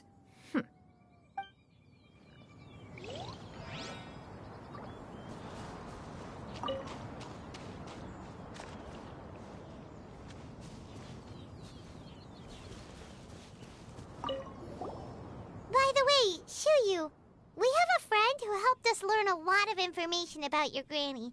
Is it okay if we tell him the full story? Sure, I don't think Granny would mind, as long as you don't tell a whole bunch of people. I don't think she'd want too many people to know. They might go to Mount Outsong and start bugging her about it. Granny needs to focus on her training, you know? But telling a friend or two is probably fine. No worries, our friend can keep a secret.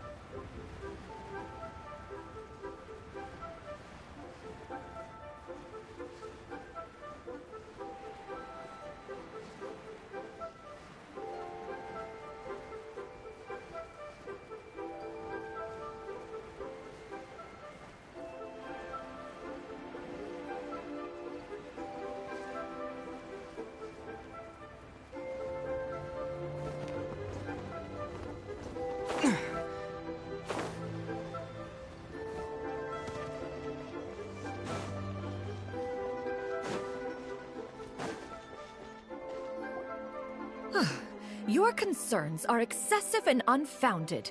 This is but a simple collection of ordinary valuables. Such intense scrutiny is hardly necessary.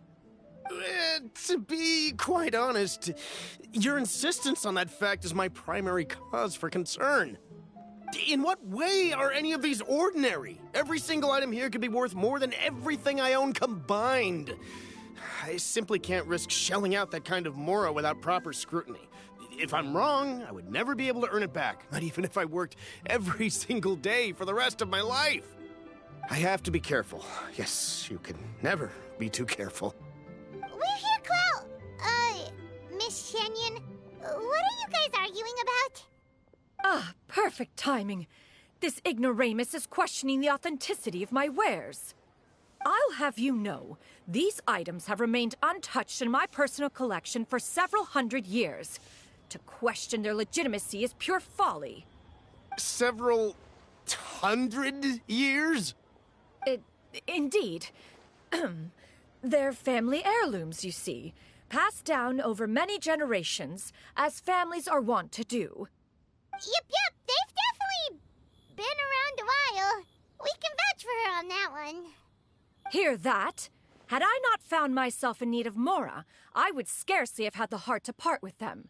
Indeed, you should consider it an honor to even have the opportunity to behold them with your own eyes. Doubt their authenticity any further, and I may just decide to take them to another buyer. Whoa, please don't go! I apologize for any insult, miss.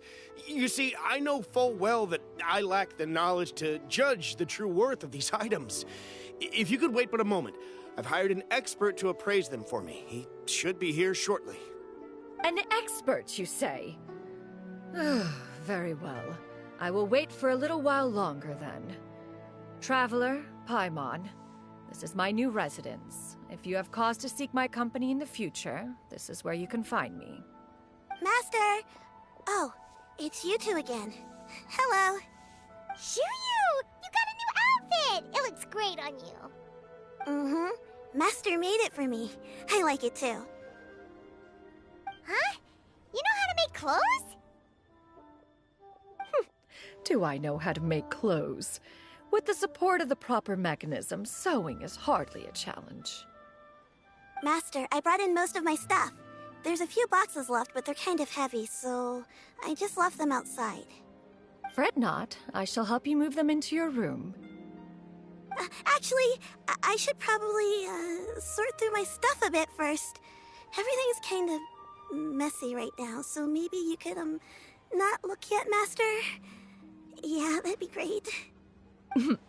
It appears my young apprentice has her own fair share of secrets. No matter. Do what you must, child. Now, this expert you mentioned. When can we expect their arrival? Soon. Ah, there he is!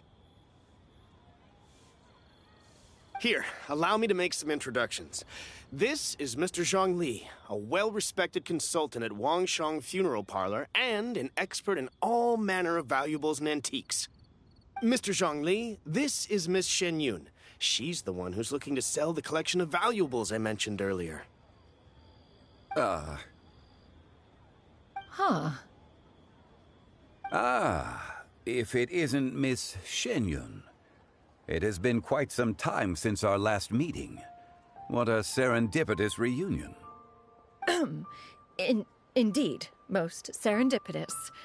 Have you been faring well as of late, Mr. Zhongli?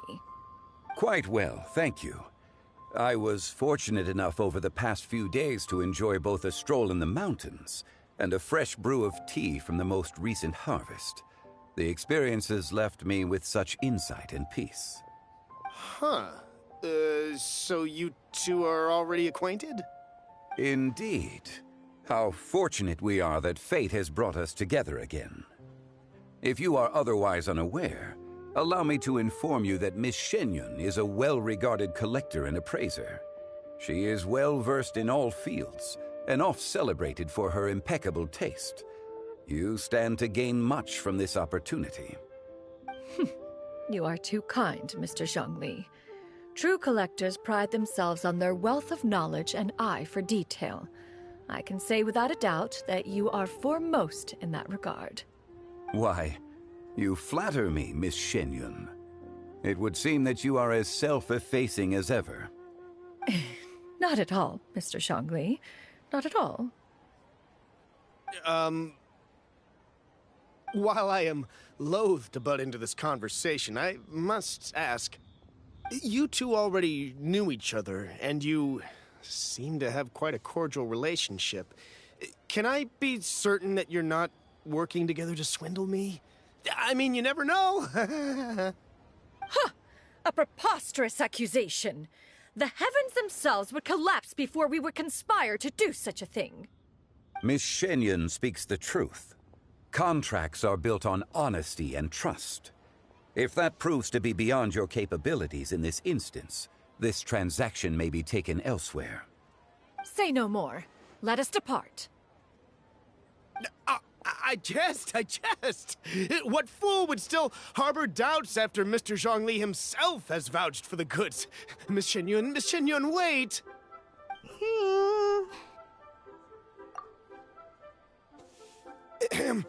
I deeply apologize for doubting you. So, Mr. Zhongli, could you please give me a final verdict on the value of these items?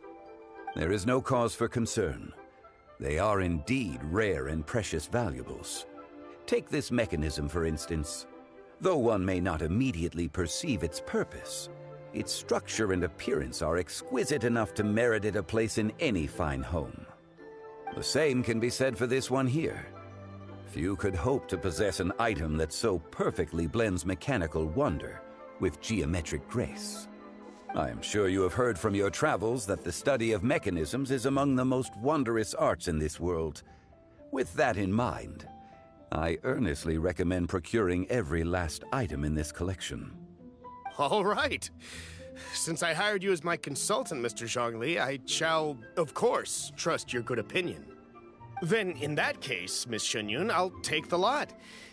However, since the final sum is quite large, how about we start with an initial deposit through the Northland Bank? The Northland Bank? Huh. Oh, you refer to the fiduciary house. Oh, very well. I fear people only use the term bank nowadays. In that case, I'll be off for now. I'll return to collect the goods once you've received the funds.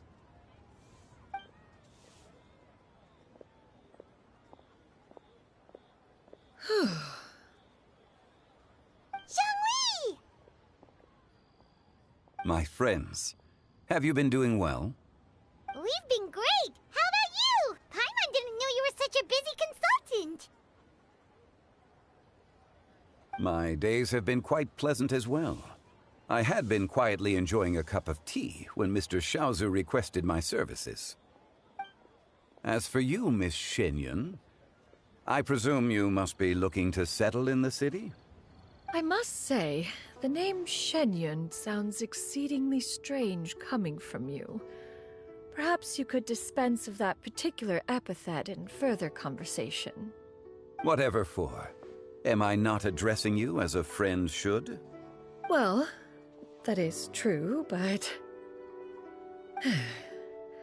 Alas, refer to me however you will. After all, a name exists such that others may address you with it. One is hardly ignorant of that fact. It would seem that you have gained many valuable insights over the years, cloudretainer. One has indeed. One's previous days were all brief.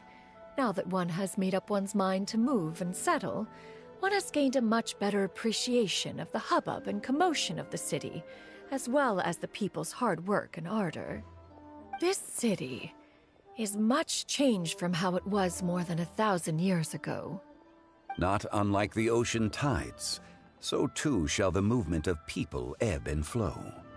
From turmoil to peace, enlightenment to aspiration.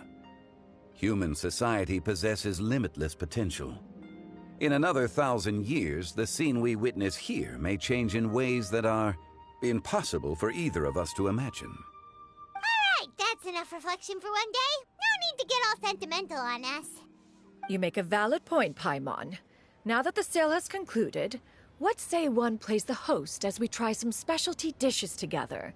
One must profess great interest in trying bamboo shoot soup.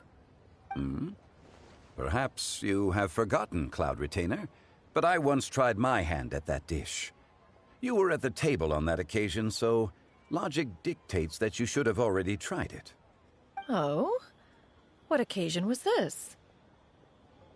It was a reunion between friends several centuries ago. Alas, you must have been too preoccupied to secure yourself a portion.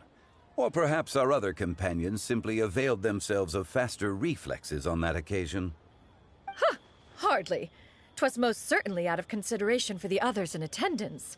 In but a moment, one will show you what it means to have a true deftness of hand. It is settled then. Bamboo shoot soup, mora meat, crab roe tofu, triple-layered consommé. We shall enjoy the lot. One has already passed word to Xianyun and Ganyu to make a reservation. It is prime time for them to meet one's newest disciple.